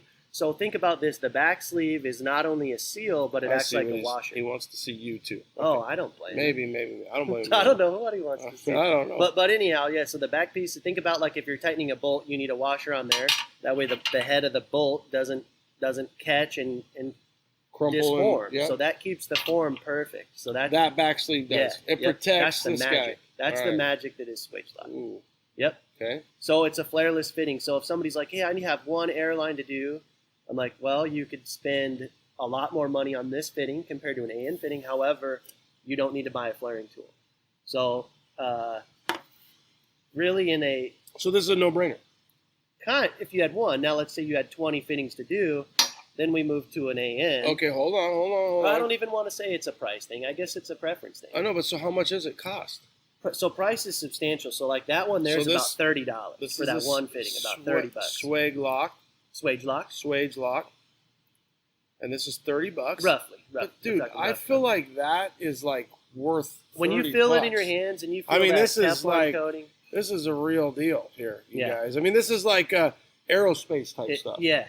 So like the plants at Intel that have chemicals going through the pipes, that's the fitting they're using. Oil refineries and stuff. Look at that. Oh, dude, it's money. I'm telling you, man. I've never felt the fitting like that.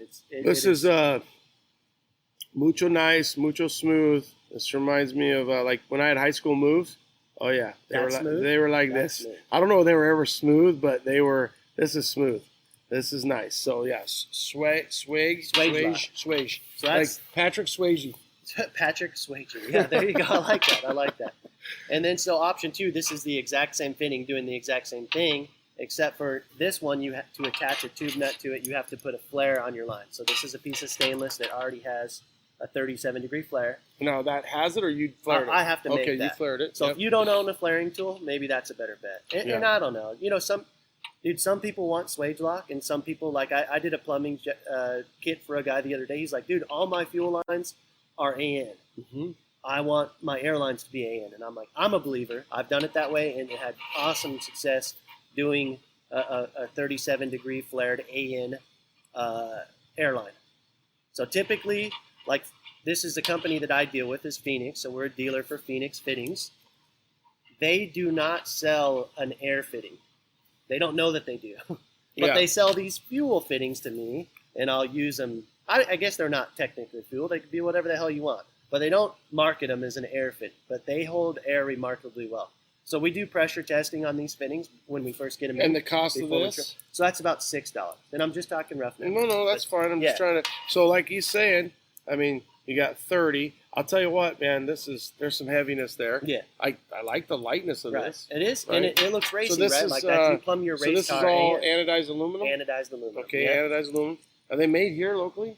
Nope. There's their machine shop is in Ohio. Okay. Yep, Ohio. Suck it, Boris. and then they're sent to California to get the processing done, like the anodized, and then they're distributed through California. If Stickle's still on, it's the processing. That's right. Processing. Yeah, let's see what we got here. We got any questions on the processing? Is that a Decipher? Do those work with fuel systems as well? Absolutely. Swagelok will work with anything. I mean, this will work. This will work. Both. Yeah, there you go. There's really nothing that they both won't work with. Brake, both. So this will work with anything. It will, but here's where Swagelok gets weird. Corrosion. No, so it'd be badass for corrosion. Like, dude, this is the most bulletproof fitting you can get. But Swagelok, they don't like the automotive industry. Why? I don't know. We kind of talked about it a little bit earlier. Everybody's so cheap? Maybe so. Dude, think about it. If they're an industrial, they don't have to be cheap. If they're working at Intel and they're working at factories, they don't have to be cheap. Right. So basically, they do sell so remember, brake lines are 3/16ths. But this is typically sold for like instrumental tubing, which they almost disregard 3/16ths altogether. When you say instrumental, what does that mean? So you'll see it in like fluid devices, like instruments, like at a chemical plant or an oil plant or something, like instrumental tubing. So something reading. Yeah, right? Yeah. So it's coming in. It's got like pure, like very pure systems, accurate systems. Yeah. Yeah. So we're using this. It's metering. Yeah, exactly. So we're using this insanely nice fitting to hold less than 200 psi of air. It way overdoes the job. It's extreme overkill, but it's a beautiful fitting, and I like them. So do you ask your customer if they want the Patrick Swayze or they want this? Because that's a big difference when you think about it. Yeah. Essentially $25 difference per fitting. Per fitting. And about how many fittings are you running now that you have your recipe down? Well, it was so nice with this company, AccuAir. Mm-hmm. They had their valves built into the tank, and so there was very little fittings that I had to do because the tank was the compressor and the compressor was the valves. And so there was... And the tubing. So really, for me, I looked at it this way. When a lot of guys were saying, hey, Swagelok are just expensive, it's like, okay, you're right, they are. So now to plumb a whole air system, I could do it for less than $400. For a guy building a $100,000 truck, what, $400 is the whole air system? Like, yeah, because there's only a few fittings involved. Well, because you already spent the money on the CVT, which that's not that much more. Right. Yeah. Right. Sorry about the lighting, guys. It's just what it is. I look like I got a good idea going on, huh? With the light over my head. Oh, yeah, no, this is cool. Okay, so I know Brett Anderson, he's an industrial. So Patrick Swagelok is high-end industrial tube fitting, rated for extreme pressures and temps. There you go, yeah. Good shit. Yes, I've used them on fuel, okay, and hydros. So we got some industrial guys. 30,000 PSI burst. Yeah, so basically, and he's right. So basically this fitting, it'll outdo any line that's attached to it. 30K burst. And I don't even know, like, I don't know how you'd proof it, because if you hook a line to it, the line's going to blow long before. Here's the deal. 30K, we're talking 200 PSI in an air system, max. What 30K, it'll hold. What's something like this take? You know what? I haven't been giving a working pressure on that fitting. But what's the highest for fuel, right? Because you see using fuel a lot of times. Yeah, what they're kind of all fuel? day long. So like a 75. Yeah, it would be a spike in the system. Okay. A spike. Yep. Because what is most fuel, like 56 or something like that? 58 is pretty 58, common. okay. Yeah, really around 60. Where's Bowman? Suck it, Bowman. He'll know. Freaking taking the night off, not tuning in. So the AN fittings, when we do testing on them, like because we'll adapt these fittings and make our own to make what we call blind bulkheads. And so when we do testing, we do cycle testing at 450 psi. So we'll do burst of 450, burst of 450. Basically, we try to blow the fitting up at double what the working pressure would be. And so this isn't a lab, like we're not doing official testing, but I don't want somebody to die. So no. I feel like I put an effort into it.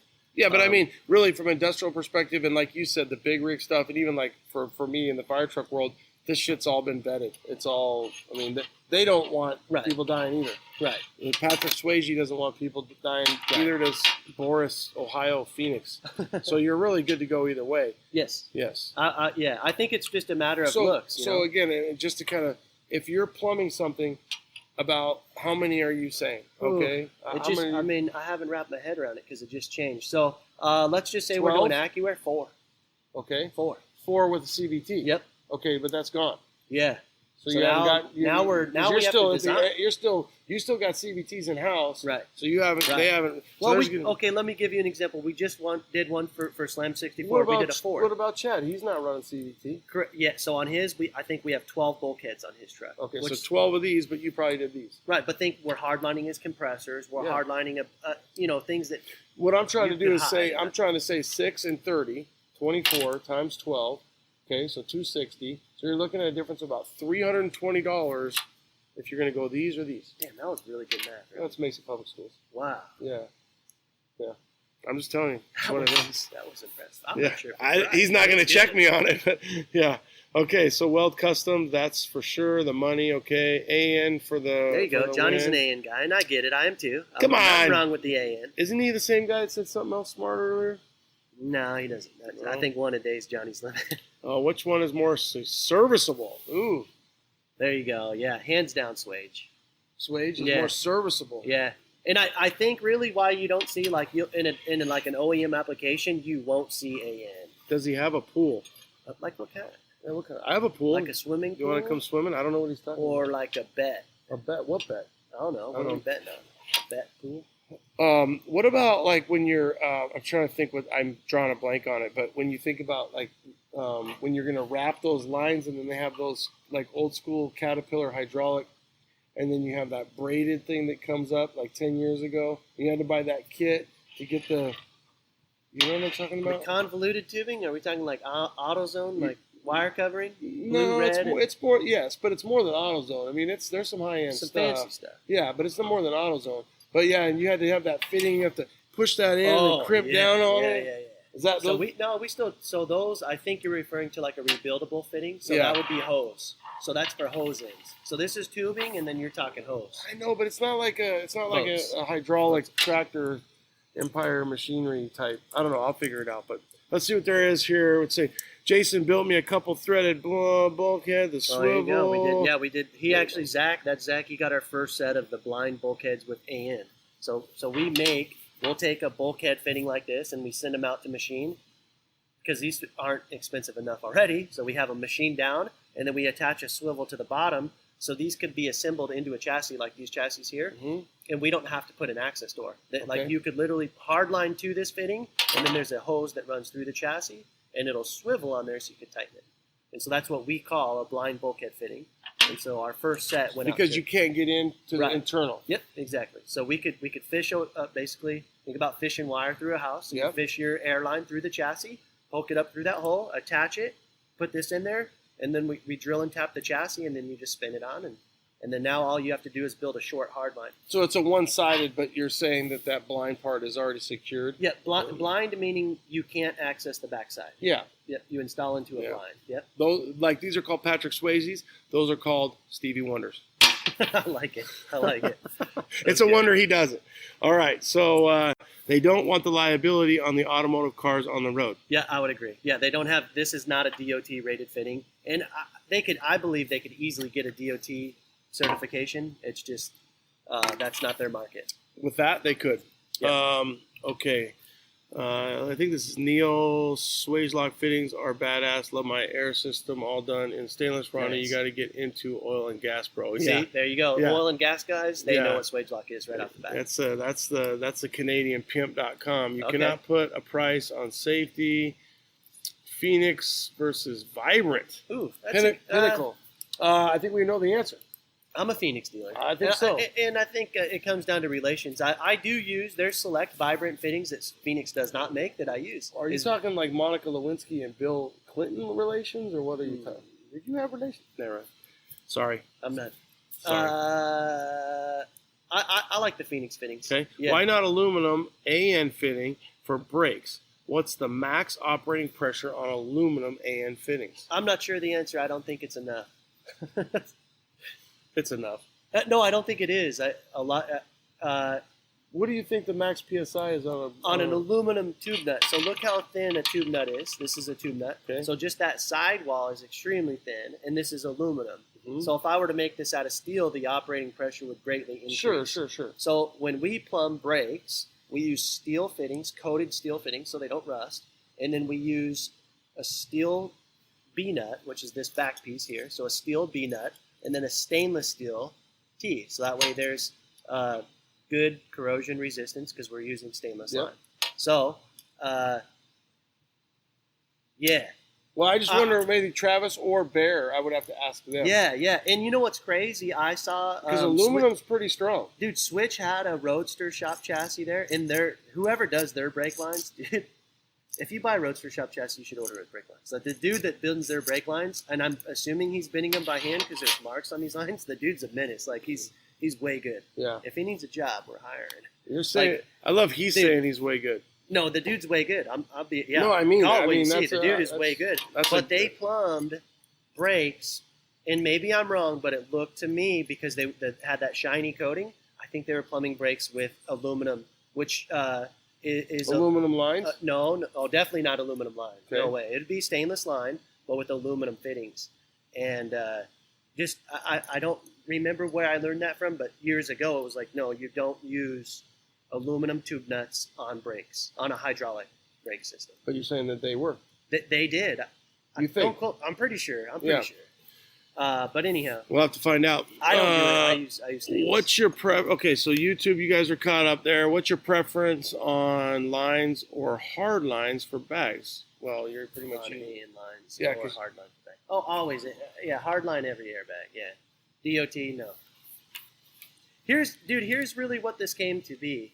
Not only does this look better than that, this is bulletproof, really. This is good stuff. I'm not talking anything bad about it. Does it look nice? No. Where this has the opportunity to look nice. But really, here's why this whole thing became to be. For one, I want it to look good. And then two, now we're into fully boxed chassis. So on a fully boxed chassis, you're going to run headers, you're going to run exhaust next to your airlines. So now you have an airline that's close to exhaust. So, okay, this isn't our first rodeo. What are we going to do? We're going to wrap the airline in a heat-protected sleeve. And so for me, it's like, dude, that's kind of a Band-Aid. Like, why are we Band-Aiding the situation when we could run a hard line on an exhaust system and it'll be safe? So we run it. Well, and for me, Yellowstone ×2. My airline melted. Dude, hey, we've all done it. We've all done it. Dude, anybody that's built a bag truck, you've used the DOT line and you've blown an airbag due to heat. And if you haven't, it hasn't happened yet. Yeah, Yellowstone ×2. I tried to make a hot dog. Robbie V. Yeah, he was with me. I wrapped that's it. Right. You're going to Finnegan's. I used hot dog, aluminum foil, and everything else I could to try to keep that line. I had to repair it, put a coupler in, and then I tried to build a heat shield out of a hot dog wrap. That's right. Talk about roadkill nights. Yep. Because dude, it blew the line. I wasn't even honestly 15 minutes from where we're at right now, because that's just what happened. Somebody said you have to take out a second mortgage to use swaggy locks. Fittings are the badass. Let's get caught up on Instagram here. YouTube, we're still good. I think we're losing. No, we're up to 20. So,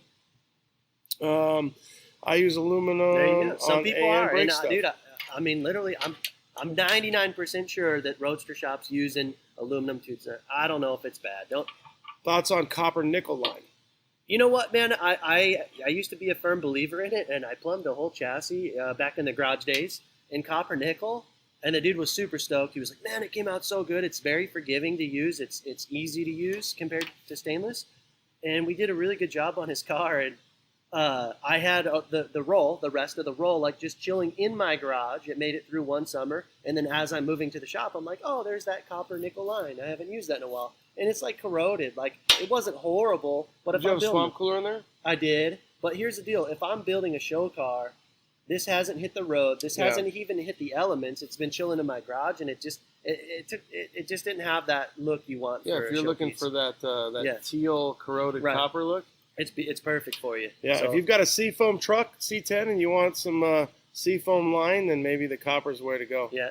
All right. That's why RS charges $20,000 plus on chassis.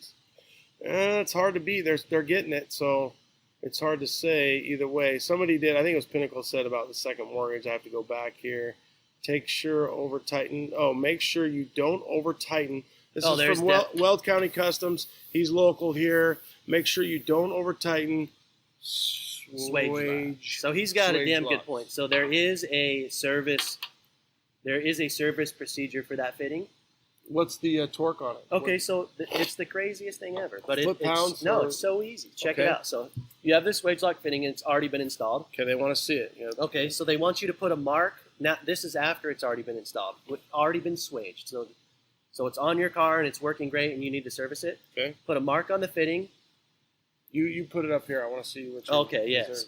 So we've now taken the fitting off, right? And then boom, we pulled our tube off, and now we're ready to put it back on. So Swagelok, like Joe was saying, don't over tighten it because you will. That'll kill this fitting. But you could do this 1,000,000 times. I don't know about 1,000,000, but probably. Let's try it. 999,000. So finger tight, boom, put a mark on the fitting, and then a quarter turn with a wrench. No more, no less. Okay, so once you get it finger taut, put a mark. Yep. Quarter turn. Boom. Yeah. Now, there is a grace period because I have a tendency where I think a little bit is good and a little bit more is better, and I over-tighten everything. But I would never do like a half a turn. So, like, if you're a little bit over a quarter, maybe you'll be all right. But if you wail on that thing, you'll seize it up and you'll kill the fitting. Not cool. So, good point.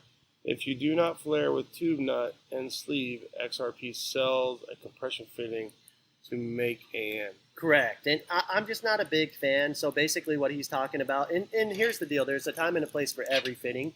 But what he's talking about is you could convert this, a flareless fitting, to a compression. So to me, it's a little, you have like this floating thing. Why would somebody here. do that versus, so what he's saying, it's easy for me so he's saying if you don't want to flare this, then you can put a compression sleeve over, and then you're going to have really a double female. It would be a flare to a tube nut. Tube nut being a female, though. This guy, yeah. Yeah. Yep, exactly. A female that's a tube nut. So you're going to have that, and then you're going to like a compression like for a plumbing. Yep. But why would somebody, do people just hate flaring their shit? Yeah. They're so intimidated by flaring by their the stuff. flare, I think. And here's the deal, like especially getting into stainless, and I don't blame them, dude. Like using the wrong stainless line makes you not want to ever flare stainless again. And then using the right stainless line. So what's the right? What's your brand? Or what only? Well, we sell it, and it's hard to find. And if dude, what's crazy is you'll find, and I've gotten to arguments, like little arguments of suppliers because they say their line is one and it's not. So and maybe it is, but it just so there's a process called annealing it, which means making it softer. And so, like I suppose if you had a Bic lighter and you put a lighter to this and you're like, hey, I annealed it. Well, sure you did, and you could sell it as annealed tubing, but was that correct? I don't know. People that are smarter than I am do know, and so I trust the companies that are making distributing it to you. So we and you haven't had any problems with who you have? No, hands down, never one crack. Yeah, and in fact, we like when I first got this, because I spent a whole week, like I literally shut shop down and was like, I'm finding a fucking supplier, and I'm not varying because I lost a lot of these lines, dude. A line could take me a whole day to build just one line. And then I go flare it and it cracks. It's like, dude. Or I go to fire up a fuel system and it leaks. Like, lose your mind. Dude, you can't have that. And so that, to me, the dependability is key. And so we use what's called 316L. So it's like instrumentation tubing. It's typically not used in the automotive world. It's very high-end stainless, very corrosion resistant. Industrial, kind of like you said, the Intel world. Yep, that's where this shit's coming from. And the kicker is they call it bright anneal, so that annealing process. Now, one manufacturer may have a different annealing process from the next guy. I don't know.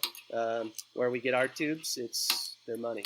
And whether or not you guys realize it or not, but we are down the road from one humongous Intel factory, and we're just up the road from another massive Fab 12, 22, 32, and 42 right here in PHX, right here in Chandler, where we're at, and CH8 and everything else is right next door. So we're in the fabrication Intel Fab world right here.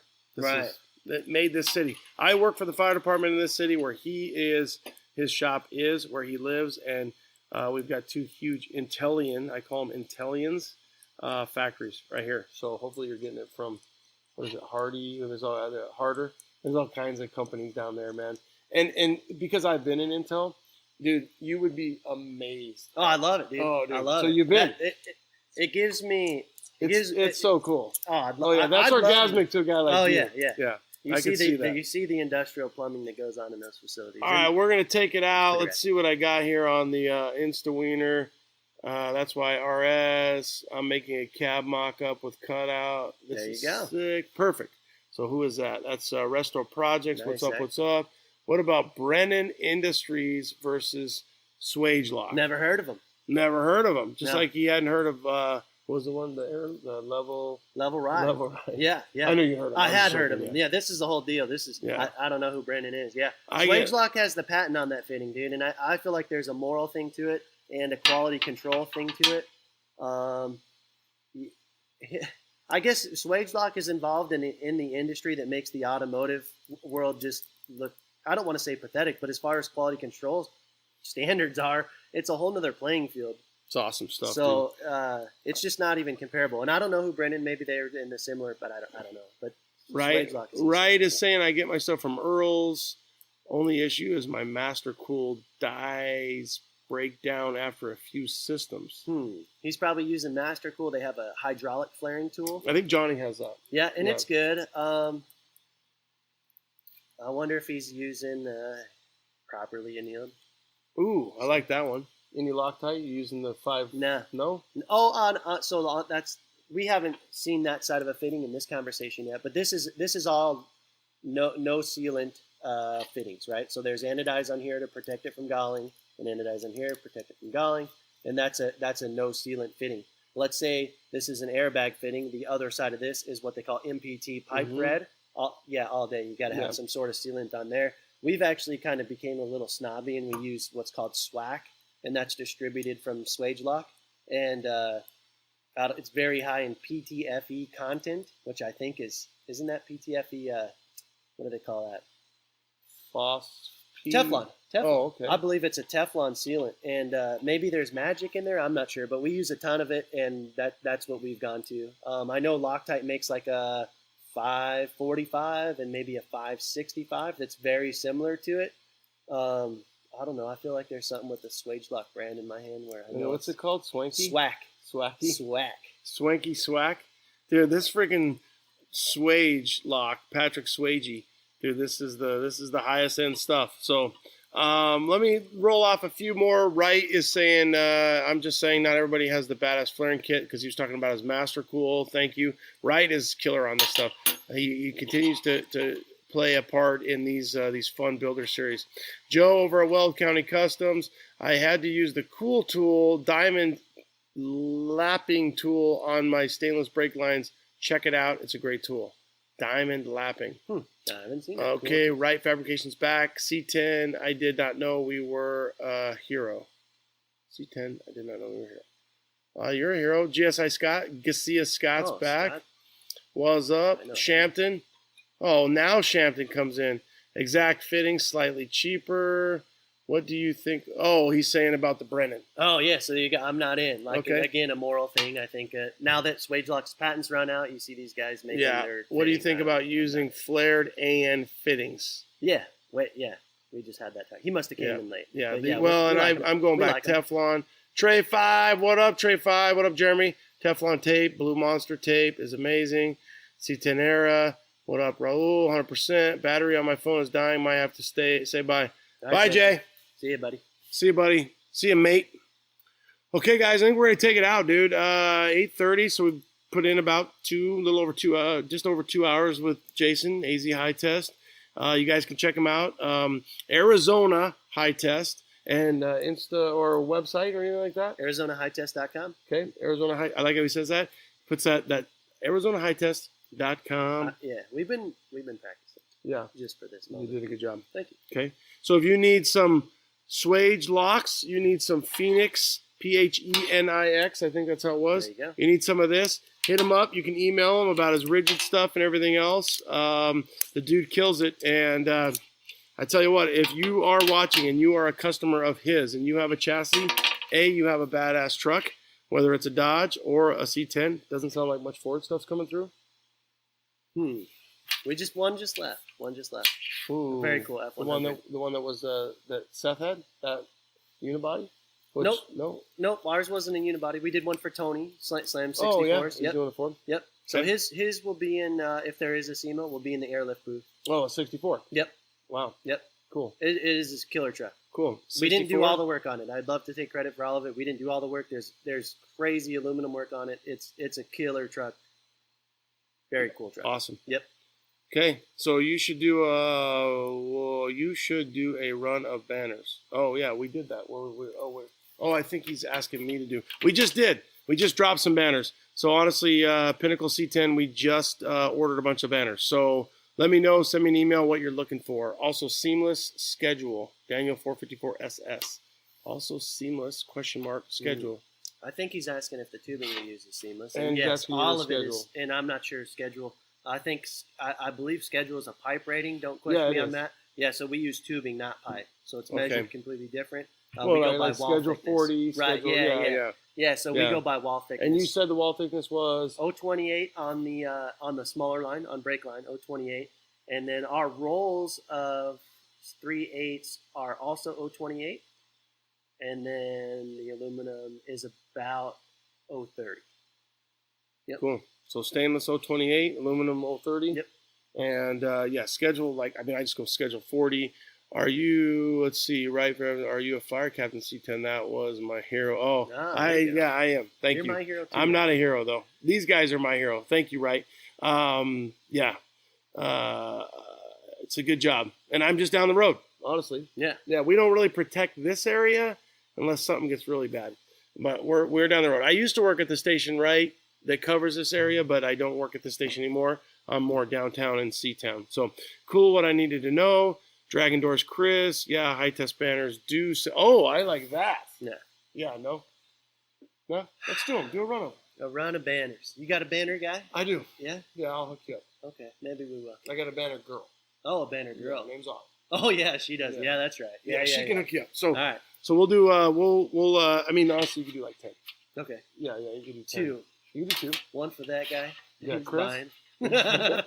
All right, so I'll post it up. Let's get him. We'll get him some banners and we'll get them going for you guys. And what about your shirts? So if they want a shirt banner combo or something like that, yeah, I'm in. Because you have such a killer logo. Oh, thank you. Yeah, yeah. So do you? I know you. We don't have the shirts up on the site. That's funny. No. I never even considered it. Yeah, All right, yeah. this week, enjoy. You're putting shirts up on the site. Yeah, I'm gonna get one when you put them up there. Cool. There you go. All right, Trey 5, damn autocorrect. What did Madonna he? or- Cindy Lauper. Oh, Madonna or Cinder Lauper. I'm gonna go Madonna. Who's not gonna go Madonna? Cindy Lauper. Those girls do want to have fun. Yeah, Is that her? no, but Madonna wants to have Yeah, fun. yeah. Yeah. No. She's actually having fun. She lives in the moment. I don't think that's a question. I don't think that. I'm a little confused that Trey 5 would put Cindy Lauper in there. I mean, Madonna's on a totally different level. Yeah. Madonna partied with Rodman. Yeah. True. She took. I kind of forgot about that era. Yeah, She took the D. Yep. She took the D.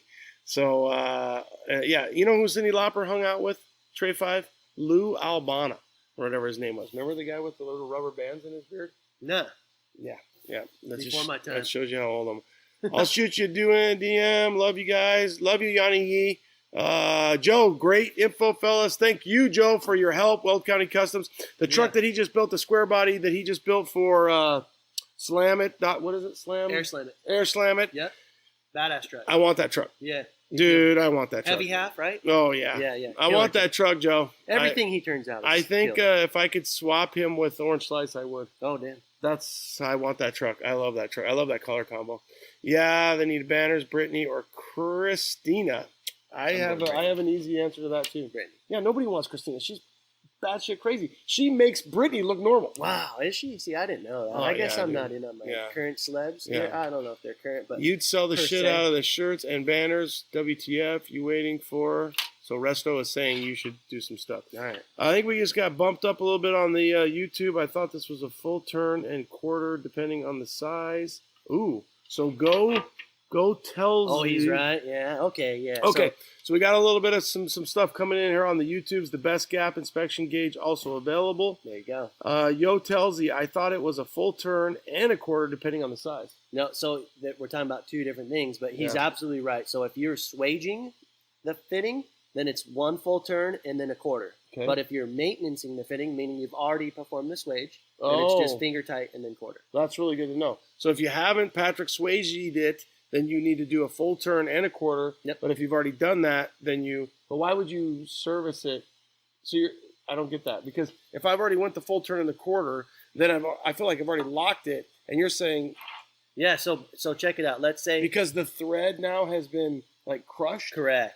Yes. Okay. Yeah. So let's say, well, first off, let's take a step back. Okay, so if I'm gonna be swaging this fitting onto this hard line, mm-hmm.